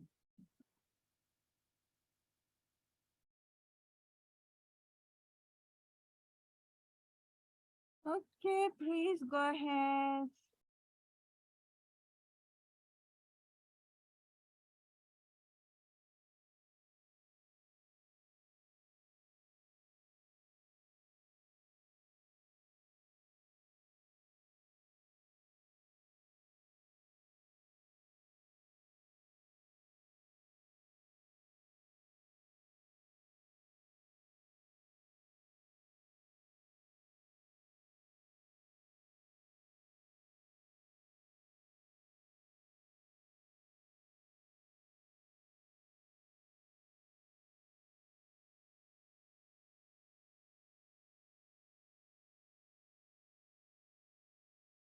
Ilgi.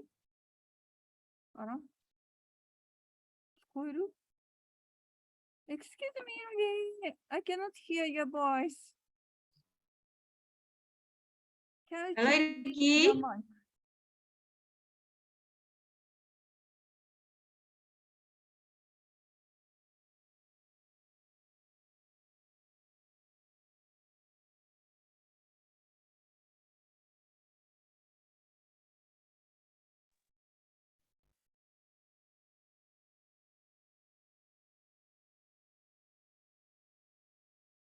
I think the problem is your computer system.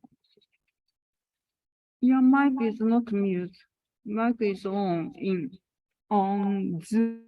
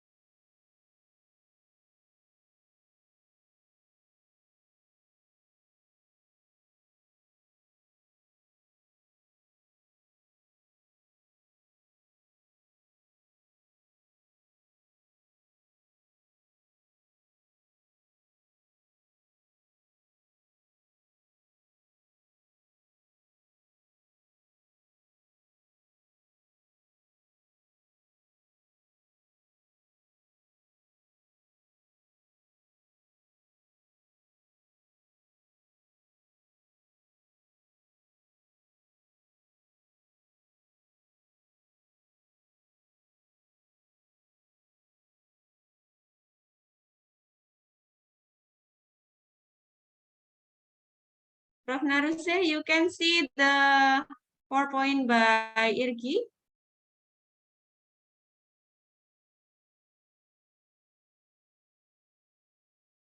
Or the other maybe can see the PowerPoint, because in my Zoom it's not, it's disappear. Or maybe you can try again, Irgi. Just close your PowerPoint, then open and then share. Previously it appear and then not disappear.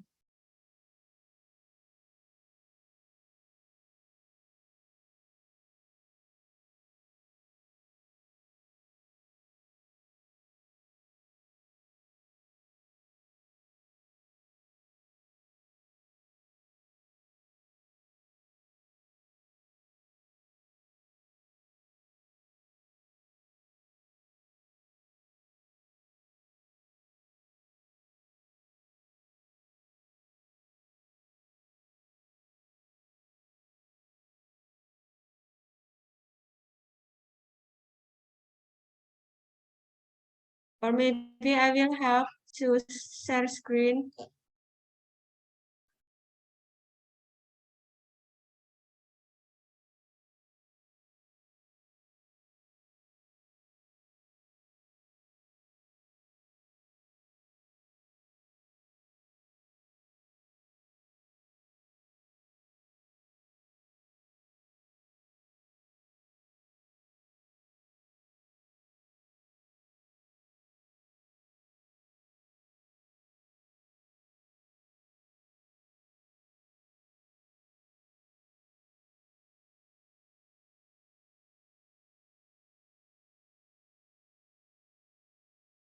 Okay, I have Irgi.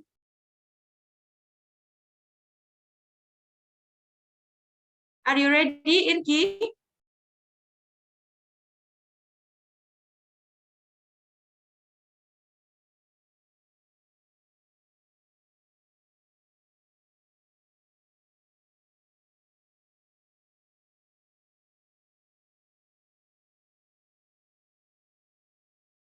Your voice disappeared.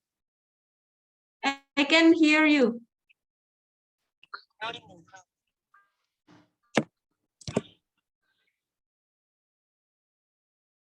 Halo, Yeah. oke, ready, Miss Bulan. Oke.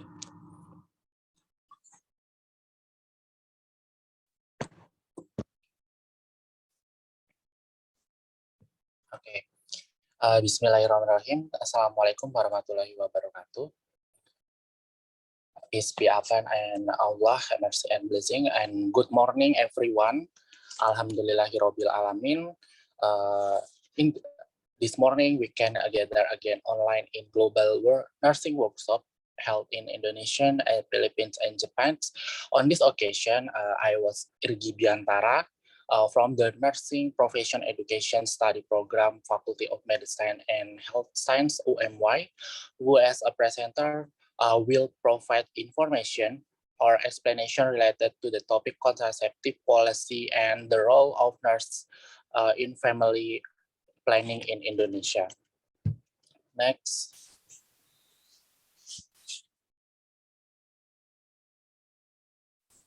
Next. Topic I'm covered this morning include to definition, phenomenon, law, and types contraceptive and types contraceptive and policy and role of nurse and according to Islam about contraception. Next. Contraception and come from the word contra, meaning preventing or resisting, and conception meaning the confluence of the mature eggs and sperm cell, resulting in pregnancy. Contraception is to avoid pregnancy due to a meeting of mature eggs with sperm cell. Next. Data from the World Health Organization among 1.9 billion and group of women of reproductive age 15 until 49 years and 2019 1.1 billion have family planning needs. In Indonesia itself, contraception is a program for the sustainable development goals and SDGs, and namely development that maintain the continued improvement of the economic welfare of the community. And then development the maintain environment quality and development that ensure and justice the implementation of good and government, able to maintain and increase in the quality of life on one of generation the next. Next. Family plan needs, the proportion of family plan needs that are met by modern method and indicator of the SDGs as stagnant globally at around 77% from 2015 to 2020, but increased from 55 to 58 in the African region. Next.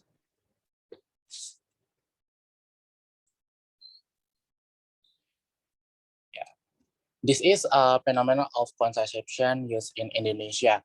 The project population of Indonesia is increasing in 2020 as much as 271.1 million people.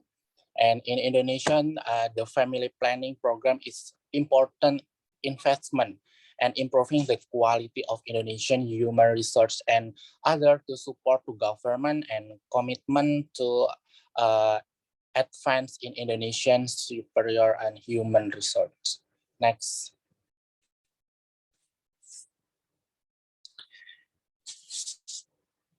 Okay, the phenomenon of the contraceptive in Indonesia, pro or contra?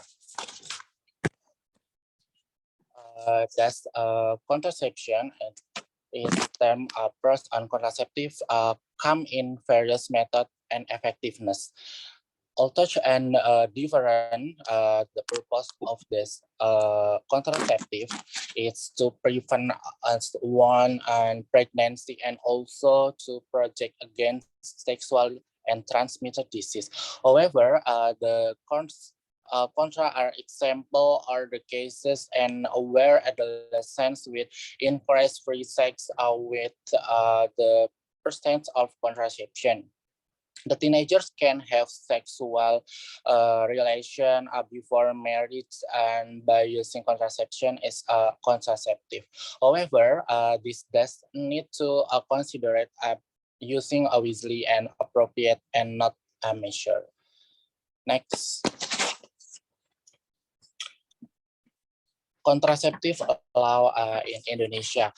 What are legal aspects of the contraception in Indonesia? Contraceptive in general, it's legal according with presidential and decree the number 109 of the responsibility for coordination and all family planning program activity, which main aim is to control to the rate of population growth by reducing a number of the births using contraceptive. In the legal aspect in contraceptive in Indonesia, it's have a regulation in prudential and government and legal regulation in the use of contraceptive according to their needs. Next. This is contraceptive device for both men or woman in Indonesia. Actually, not much different from some other country with method or contraceptive with technology. The most important thing that contraceptive is divided into three phases, and namely the phase delaying and preventing pregnancy, and the phase of spacing, and the phase are of stopping. Next. Okay.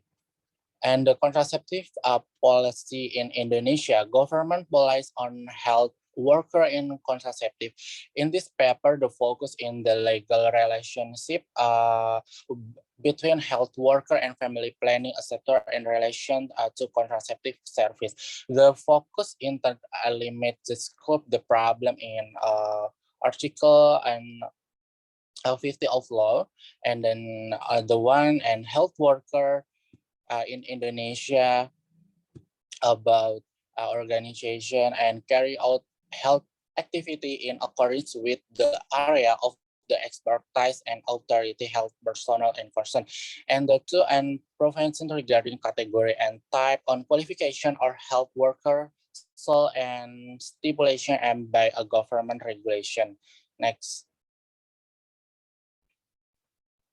In the role nurse in family planning, nurses and have an important role providing education about contraception technique that suit their need or how to use them correctly, and focus their counseling should be to need and comfort of the couple who will as contraceptive. The care provider and nurse responsibility related to social function of healthcare, and then advocate and nurse provide advice and lesson and health partner and health insurance service. And then educator provide education information related to contraceptive program. Next. Okay. The contraceptive according to Islam with Islamic law and convey the Quran, you will believe and fulfill and call of law and call of his messenger will invite to something and give benefit or goodness and life of you, and Surah Al-Anfal 24.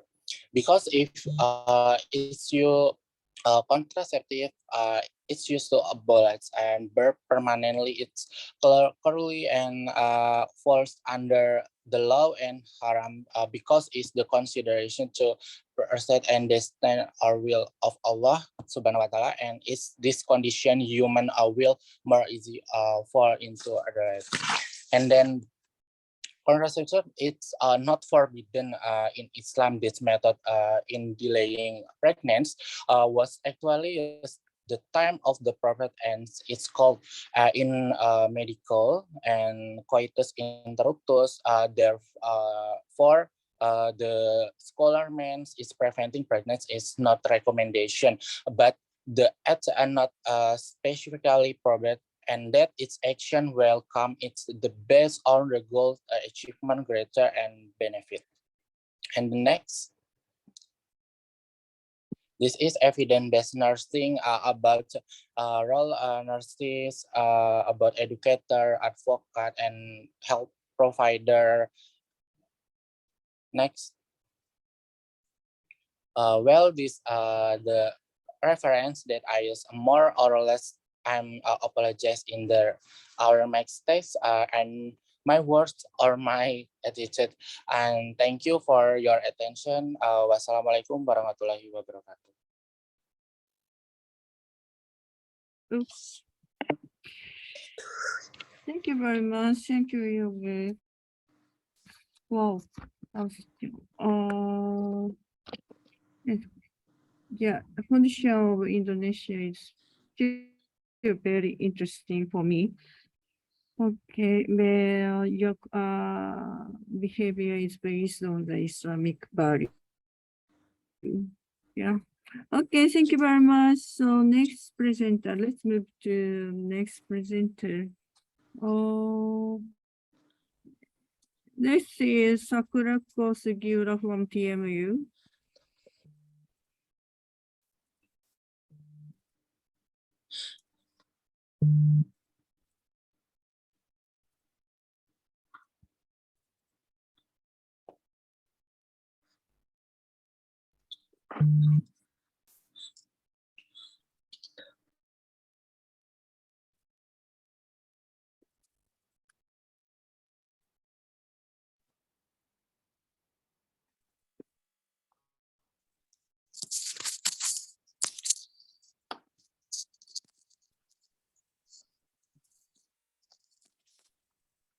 Can you see my slide? Yes. Thank you. Hello everyone. My name is Sakako. Today I would like to talk about women's employment and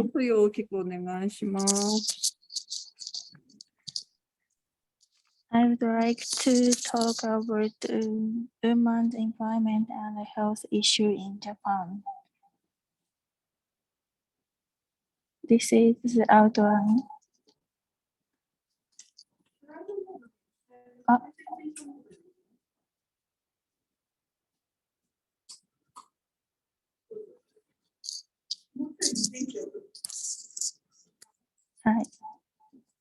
I want to explain Japan, the gender gap using the gender gap index.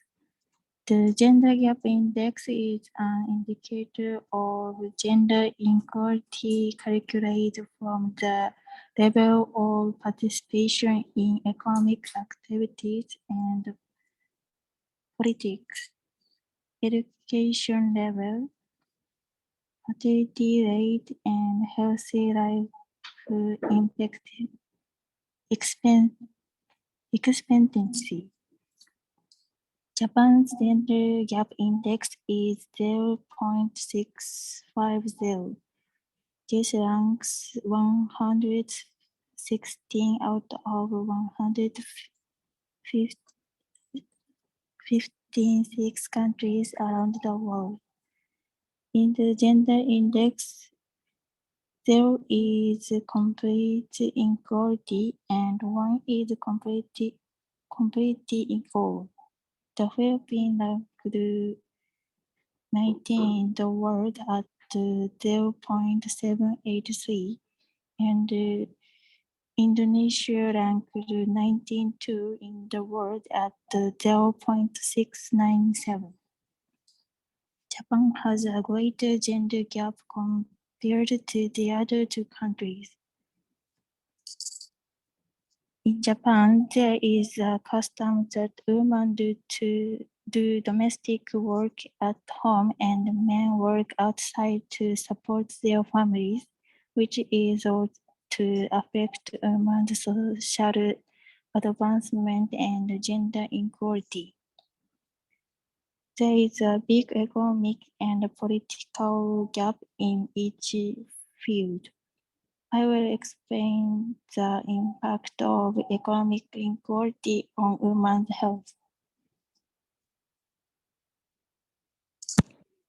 This graph shows the percentage of women working by age.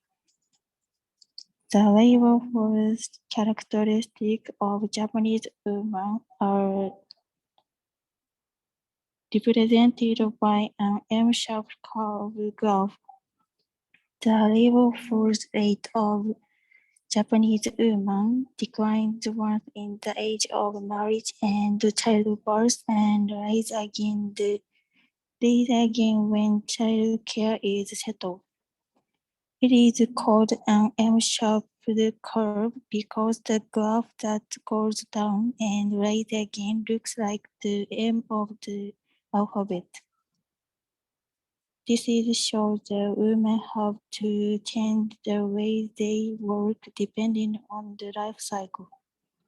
In recent years, the body of M-shaped curves has become rose. This is because more women continue to work after pregnancy and childbirth.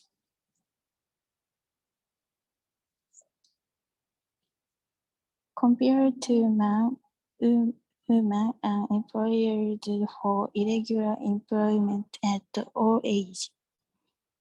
Irregular employment has a wage gap compared to regular employment and is more likely to economic poverty.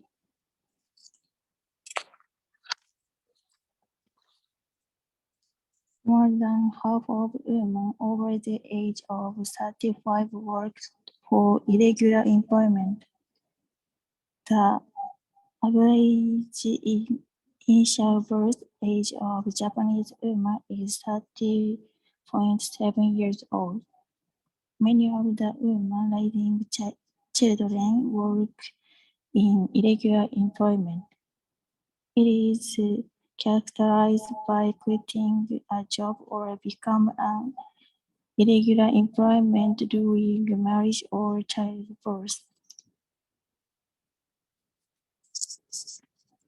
I'd like to describe employment changes for approximately 7 months from April 1 to middle November 2020 to show the impact on the working employment in COVID-19. The percentage of dismissal is 1.2 times that of men and 1.8 times that of men for irregular women. The percent of voluntary turnover is 1.4 times that of men, and irregular women are 1.7 times that of men. More women than men have lost half their working hours or taken time off from work. Employment status changed for 33.1% of non-regularly employed women, which is 1.8 times more than for men. Women are often fired or voluntary turnover compared to men. This is because women retire during marriage and childbirth, and it is those that they do not work for a long time, and their abilities are lower than men.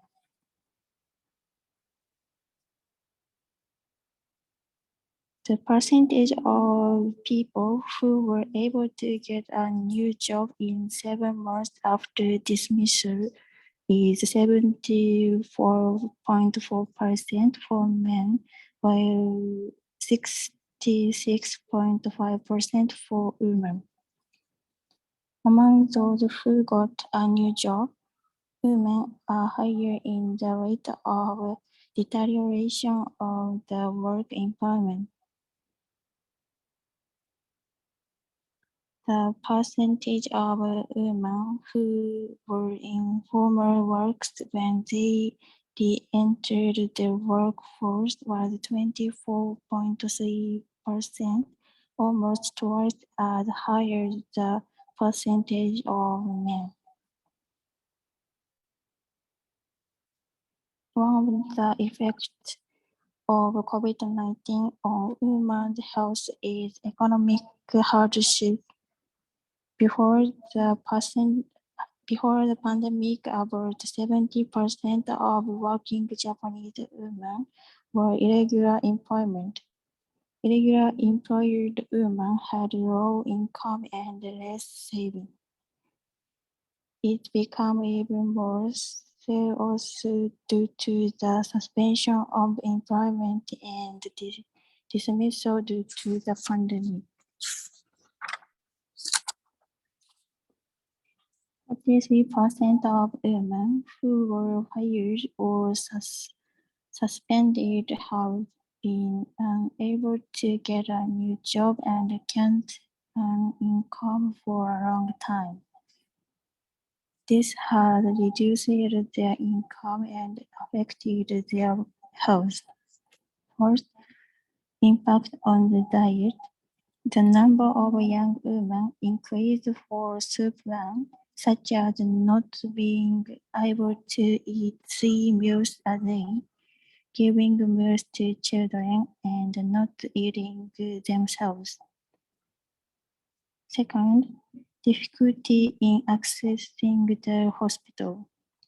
They can't go to the hospital even if they are not feeling well because they doesn't have money. Third, there is a possibility of sex and prostitution. There is a woman who is the last resort to getting money.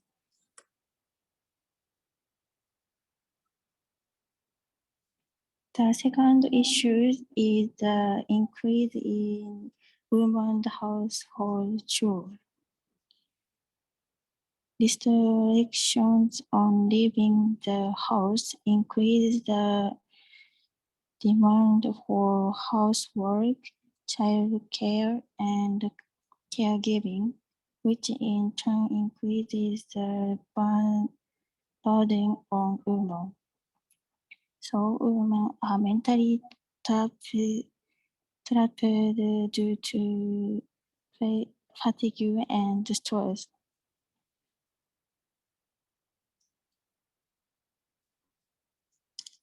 The major rule as follows. Creation of a system to smooth direct women who have been terminated or laid off to Public Employment Security Office or other employment service offices.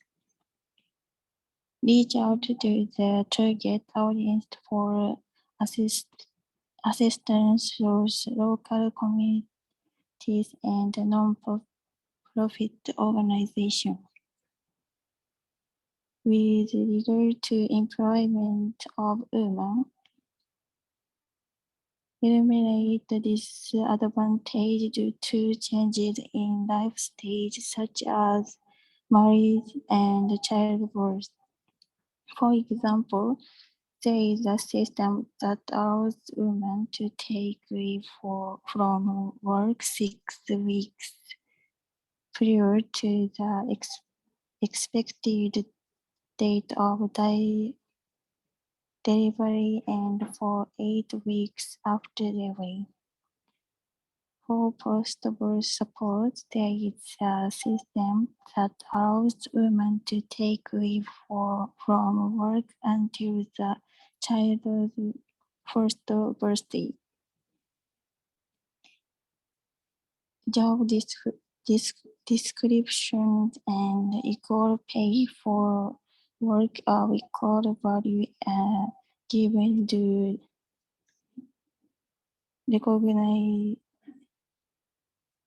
recognition and equal pay. Promote means participation in childcare and household chores. Enhance social support system for childcare and nursing care. Thank you.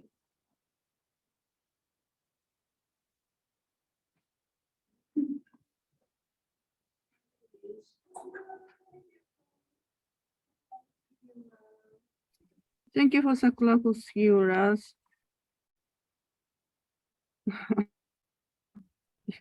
Hi, the last presenter is Lina Yoshii from TMU. Hi, Lina, please ready for your presentation.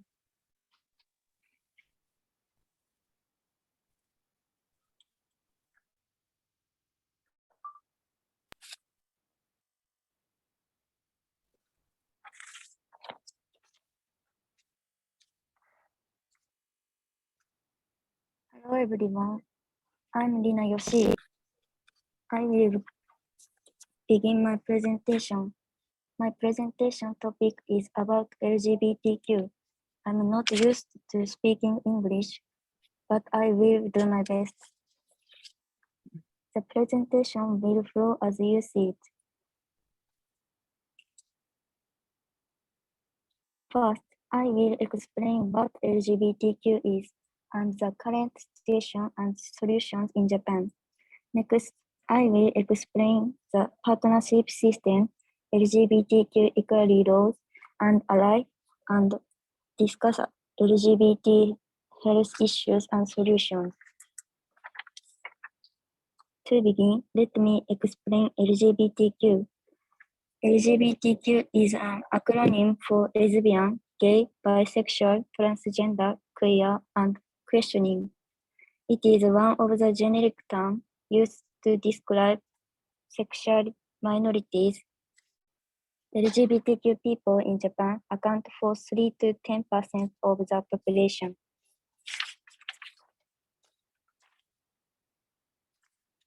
Next, some of the LGBTQ related issues occurring in Japan. About 40% of people who are LGBT or feel close to LGBT people say they have seen or heard of discriminatory treatment in the workplace, such as being fired or forced to resign because of their LGBT state. Of the G7 countries, all but Japan have enacted laws prohibiting discrimination.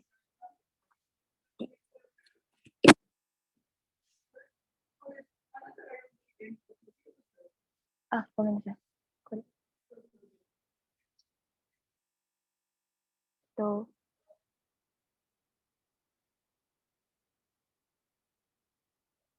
Of the G7 countries, all but Japan have enacted laws prohibiting discrimination against LGBT people. Japan ranks 25th out of 36 OECD countries in acceptance of homosexuality and 34th out of 35 countries in LGBT laws. These facts indicate that there is much discrimination and prejudice regarding LGBTQ in Japan.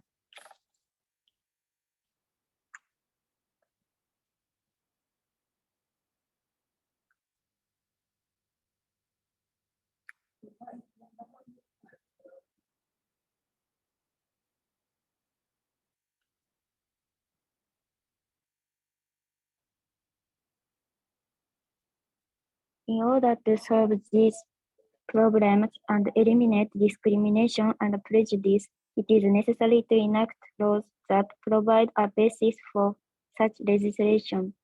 80 countries around the world have LGBT equality laws, which are laws that eliminate discrimination against LGBT people.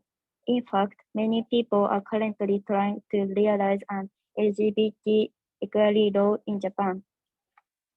LGBT rights advocacy groups in Japan are collecting signatures and submitting them to the Diet in an effort to get the law enacted. Another solution is the partnership system. In Japan, same-sex marriage is not legally recognized. Although there is no legal system, some local governments and companies are beginning to recognize same-sex partners. The partnership system is a system that facilitates the use of various services and social considerations by issuing certificate of relationship equivalent to marriage. Shibuya and Setagaya cities have been issuing same-sex partners certificates and recognizing their relationship since 2015. By 2021, the number of municipalities introducing this system will exceed 100, and the number of municipalities introducing this system is spreading rapidly. The expanded adoption of the partnership system has led some companies to extend discount services for family members to same-sex partners. LGBT marriage system abroad are either same-sex marriage or partnerships laws in 31 countries and 35 territories. Sexual minorities come in many forms. In recent years, there are programs made available to everyone, not just same-sex partners, regardless of sexual orientation or gender identity. More and more systems are catering to more diverse forms of sexuality, such as the family-ship system, in which children of partners are also considered family members. It is anticipated that ordinances and laws will continue to be created to address various sexuality. Let me explain what the LGBT equality law is. As I mentioned earlier, the LGBT equality laws prohibit discriminatory treatment regarding sexual orientation and gender identity, and states that LGBT and non-LGBT people are to be treated equally. Data shows that about half of Japanese LGBT teenagers have experienced bullying at school. If there is an LGBT equality law, society and school will change and bullying may decrease. Also, if more people understand LGBTQ, it will lead to a more equal society. Ally is very important in understanding LGBTQ. Ally is someone who understands and supports LGBTQ or wants to support it. Currently, there is a gradual increase in the number of people who state that they are ally, such as by listing themselves as ally on their social networking profiles. Recently, there has been a growing movement to become ally, whether LGBTQ or non-LGBTQ. Ally is very important to eliminate discrimination and prejudice and to realize a society where sexual minorities can live in peace. What are some of the LGBTQ health issues? Of greatest concern are HIV infections and sexually transmitted disease. After contracting HIV and developing AIDS, the immune system is severely compromised, leading to serious infections and cancer complications. The risk of HIV infection among gay men is 26 times higher, with gay men accounting for 23% of new HIV infections. It also reaches 40% in Western and Central Europe, North America, Latin America, and Asia and the Pacific. And 33.5% of gay men are unaware of their HIV status.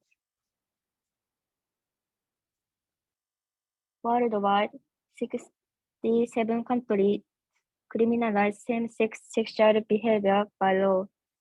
In countries that criminalize same-sex sexual relations, gay men and other men who have sex with men are more than twice as likely to be HIV positive as in countries without such criminal penalties. In countries with harsher penalties, it is nearly 5 times higher. International human rights law considers discrimination based on sexual orientation to be a violation of human rights. Discrimination based on sexual orientation exists not only in Japan, but also in many other countries around the world. This has facilitated the spread of sexually transmitted disease and HIV.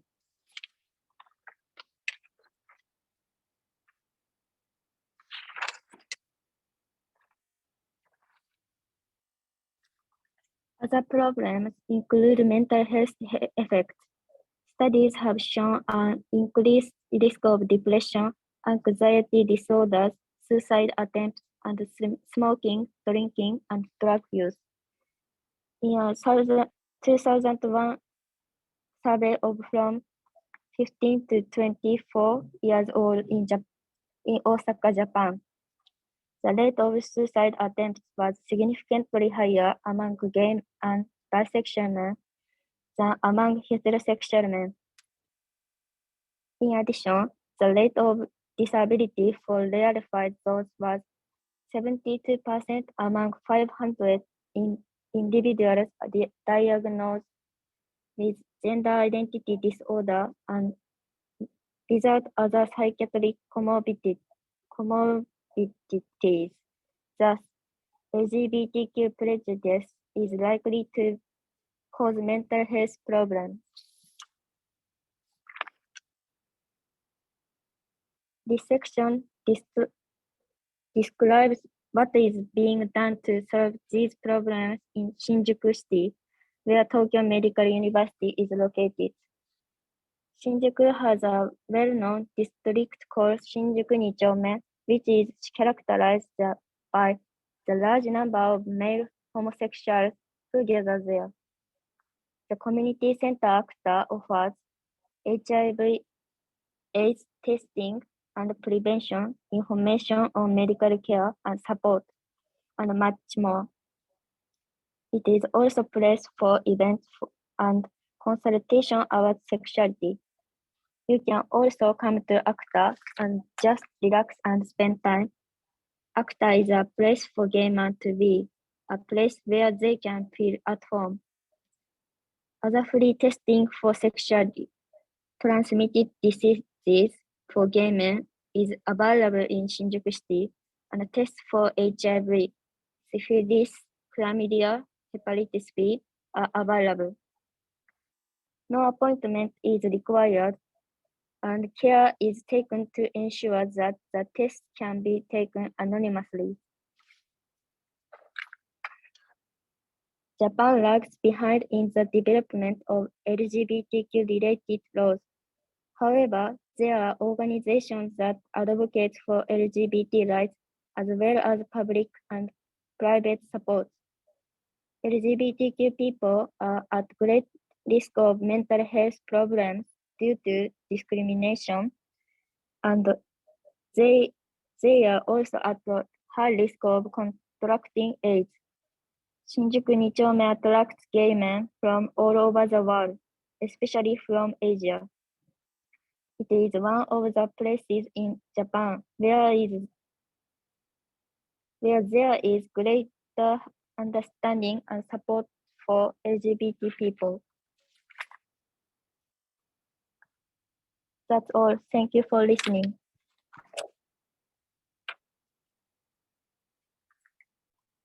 Thank you, Lina, Yoshi. Okay, today's student presentation was all finished. So now move on to the Q&A. There are so many interesting presentations. Do you have any questions and comments to those presentations? Yes, Nobita. Nobita, do you have questions? Yes, Yeah. Prof. Thank you, Prof. Naruse. I will ask to Irki about what is the government's policy on contraception in Indonesia. Is there a program that can be implemented and applied to other countries? Enough for me. Thank you. Thank you. Yes, Yogi. Okay, Prof. Okay. Thank you for the question, Novita. I will repeat for the question. What is the government policy on contraceptive in Indonesia? Is there a program that can be implemented and applied to other countries, right? Okay, Yes, Novita, Irgi. I will answer for the question. The government policy regarding family planning, it's contained in law the number 52 of 2009 concerning population development and family development, article 1 paragraph. The family planning is an effort to regulate the birth of children. So the ideal distance and age of childbirth and regulation pregnancy and touch and promotion, protection and assistance and according with the reproductive right to creative quality family. The family planning program in Indonesia as other developing country and place more emphasis and achievement and demographic goals and then namely to achieve to the target of reducing and population growth rates. The family planning it's more our a population control the provide away from the state to regulate the reproductive. And then the function the citizen and especially about woman as reproductive organ and then the role of the government cannot to spread from the assessing and strategies and policies to make it, this program better run and improve the quality of life and then welfare of the community in addition and there is need of our community participant and to run the program or not to create an proper society begin with an and happy family. One of the purpose and life in family can achieve and better and state health. Okay, clear, Novita? Okay. Clear, Irgi, enough. Okay, thank you for the question. Any question other?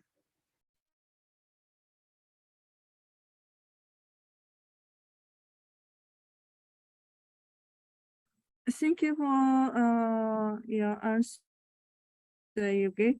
Do you have any questions? Yes, there are so many interesting presentations.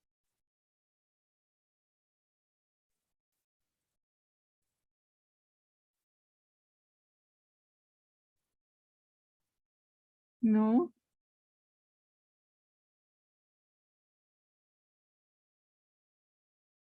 So, Daisy, do you have any question? Yes, ma'am. I don't have questions. Wow, echoing. Your voice is echoing. You don't have any questions. I don't have. Okay, how about Grace? Grace of Face. Do you have any questions or comments? I have no questions. No. Okay. How about Yuzuki? Yuzuki of TMU.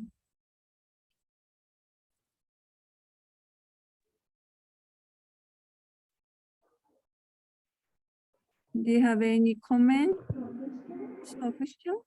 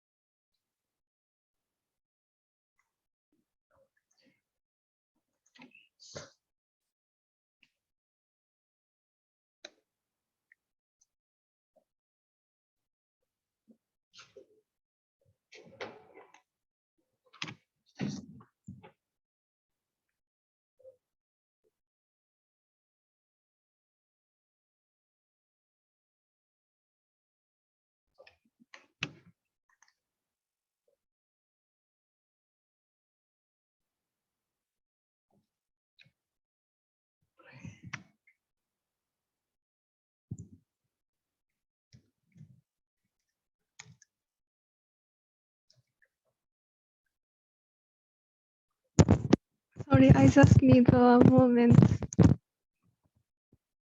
Time.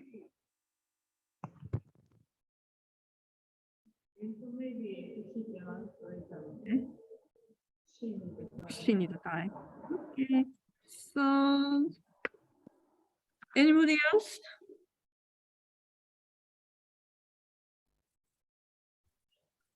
So I will ask the person of you maybe Shakira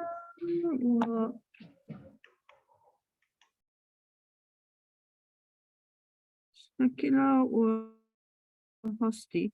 And you mentioned about abortion. You mentioned abortion based on Islamic belief or Islamic view. But I know your majority practice the Islam, but there are any other people who practicing Hindu or Christian or Buddhism. So how those people can access the service of abortion?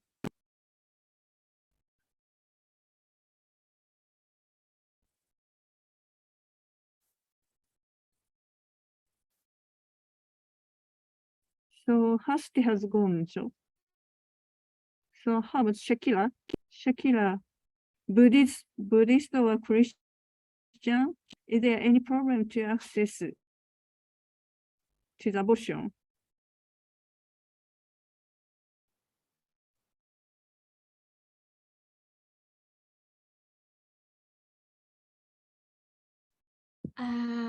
Okay, so in my opinion, if for another religion such as Buddhist or maybe other religion, if still in Indonesia they have a certain or like a regulation about the abortion, as I said before in the presentation, that the abortion is, I mean, it is possible to be done by if there is some indication of a medical emergency or the pregnancy due to rape. So the access is they can go to the health workers who have the skill, and also maybe a doctor who have authority and also a license from the determined by the minister. So basically they can go to a legal clinic to do the abortion, but still they need to obey the regulation in our country, not in Islam. I see. Okay. Thank you. Oh, that's it. Very interesting. Very, yeah. Thank you very much. Hi, okay. So how about Yuzuki? Are you prepared?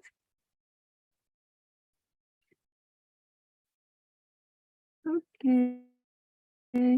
So Anjita of UMY, do you have any comments?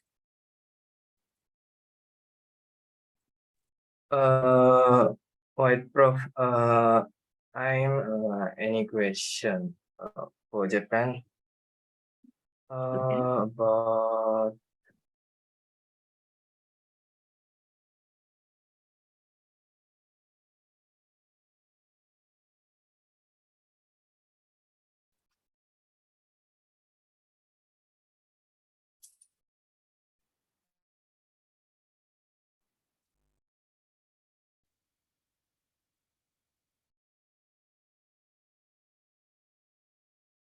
Hello, Ari.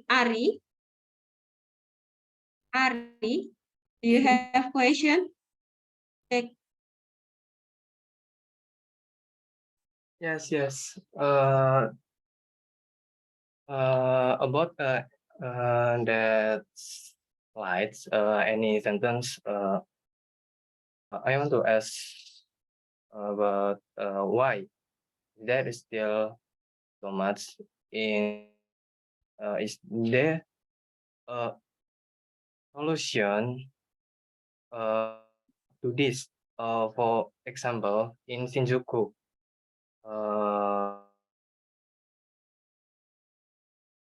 maybe that's, thank you. Hello, Anjita. Your voice is not clear. Could you repeat it again?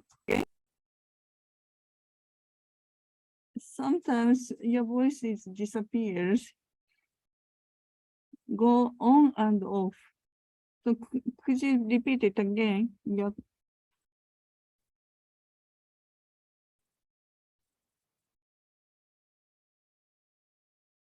分かった質問。わからない。Hello, Anjita.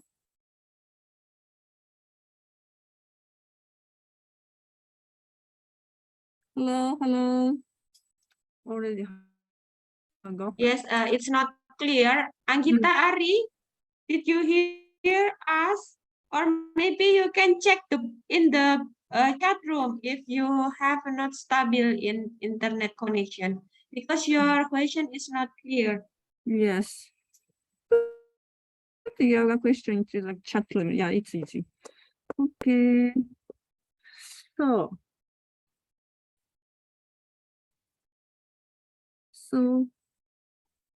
Yuzuki Hosoya, are you ready? No. So, okay. We move to the Ilgi. You are raising your hands. Yes. Yes. Yes, Prof. I will question with the LGBT case. What is the government policy? In which So country? Philippines and Japan in the topic LGBT. Okay.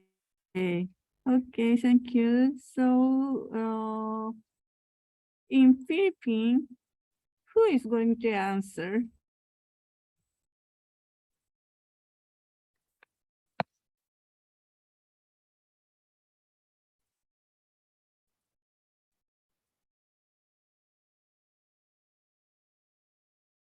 So Trisha, can you answer the question? You mentioned a lot of the government policy. What is the LGBT government policy in the Philippines?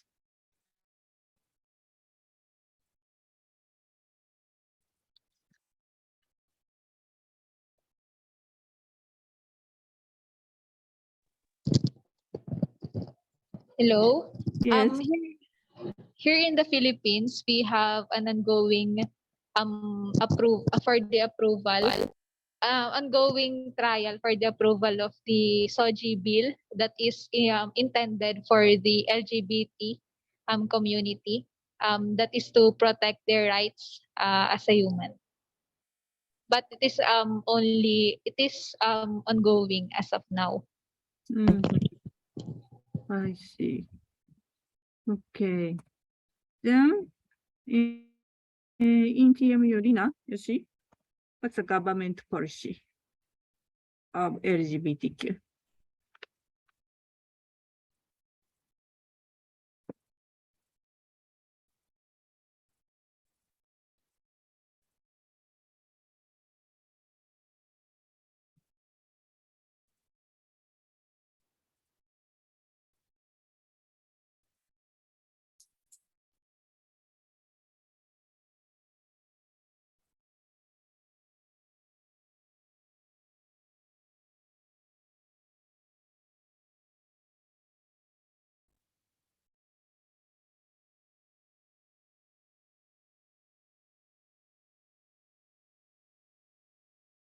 Right. 政府の LGBTQ の法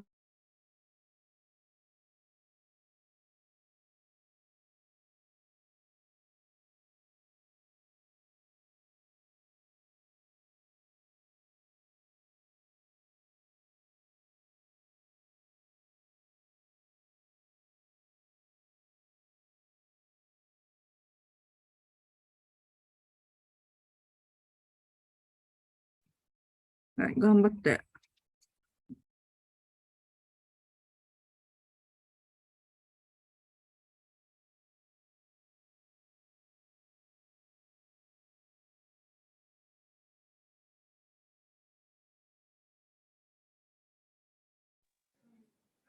LG, so is there any protection law of LGBTQ? Is there?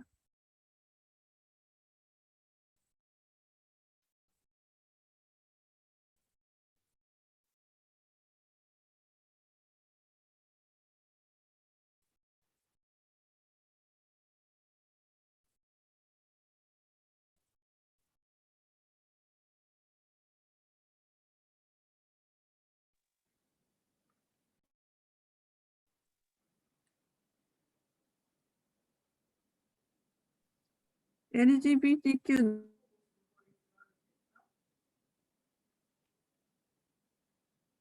to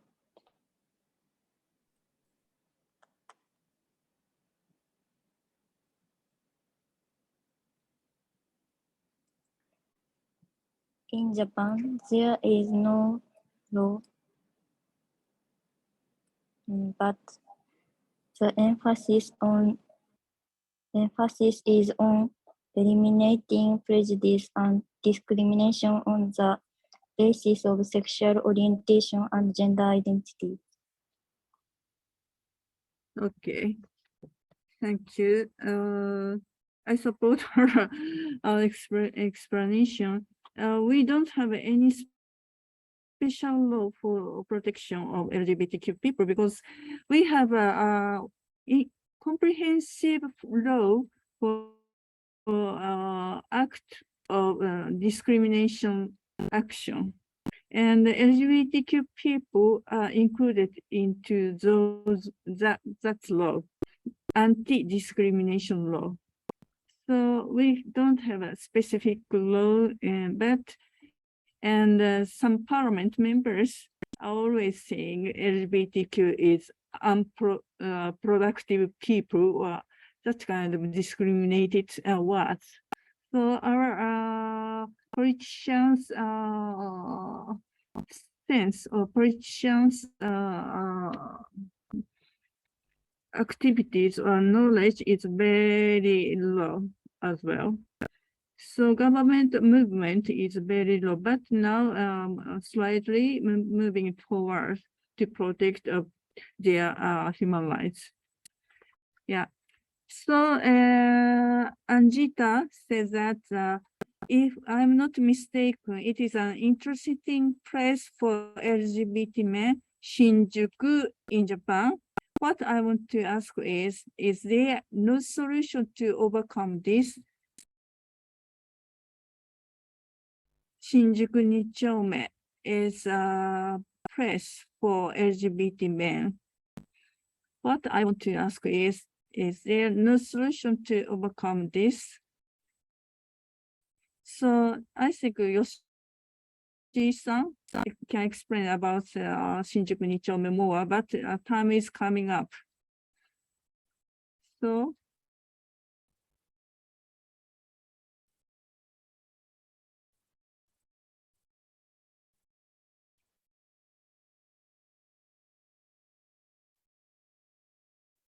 can you say something?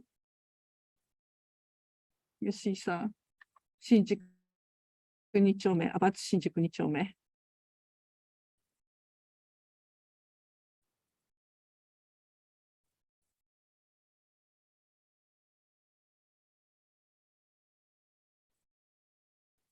Okay, so now 12:50.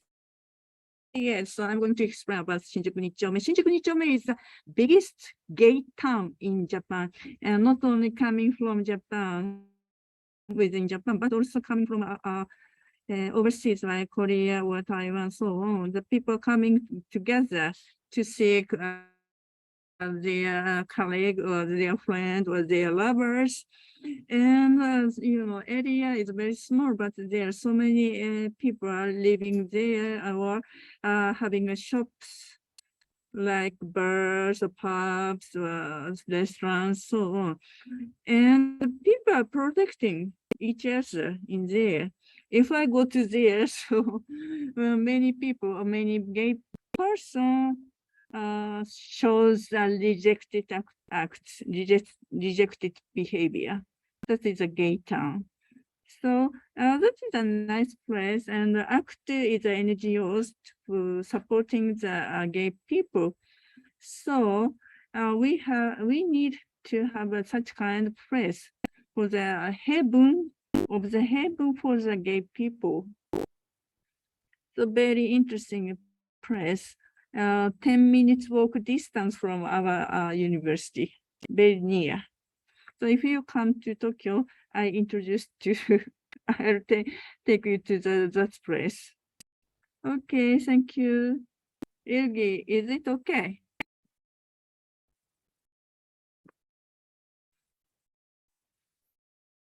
Okay. Yes, Prof.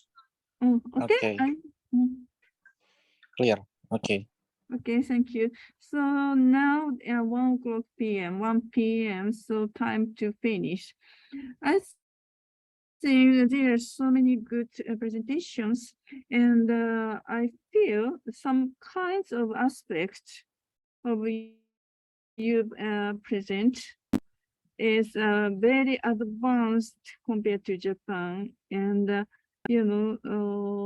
very supportive, comprehensive policies of support will be provided to the people.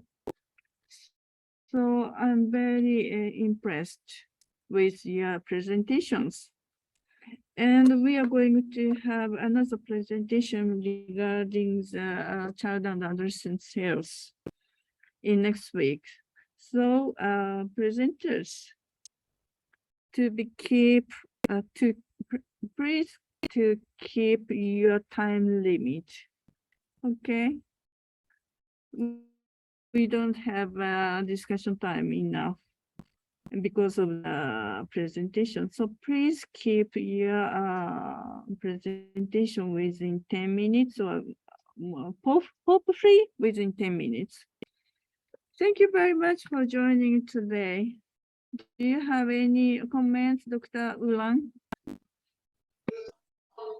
I think it's really amazing presentation from 3 countries, and students have present their best. And I also learned many more about the Philippines and also Japanese health, gender and health problem in there. Yeah, I hope that next week we can see you again with the other topics about the child and adolescents health issues. I think it's really interesting too, and I really appreciate for all of the presenter. Yeah, thank you so much. You have done your best. Yes. Okay. Yeah. Congratulations. Yeah, congratulations for all of yes. presenter. Yeah. Yes. Okay. Okay. I think it's enough. Thank you so much, Prof. Naruse. Yes, thank you very much. We'll see you in next week. Thank you. Okay, finish. Also, shall we take a photo today? Oh, yeah. Take a photo for our documentation. So all of the students, can you open your camera? We will take a photo together. Yeah. Wait, maybe students can how to, sorry. Okay. Okay, maybe Sasha or Putri, can you help to screenshot or take a picture together? Yeah, okay. Just for I will pick up. Yeah, sorry. Okay. 1, 2, 3, cheese. Yes. Okay. Once again. 1, 2, 3, cheese. Okay. Thank you so much, all students and Prof. Naruse. We will see you again next week. Bye-bye. Bye-bye. Thank you. See you. See you. Mina, 来しい。来週、素晴らしい。good Japanese. Yes.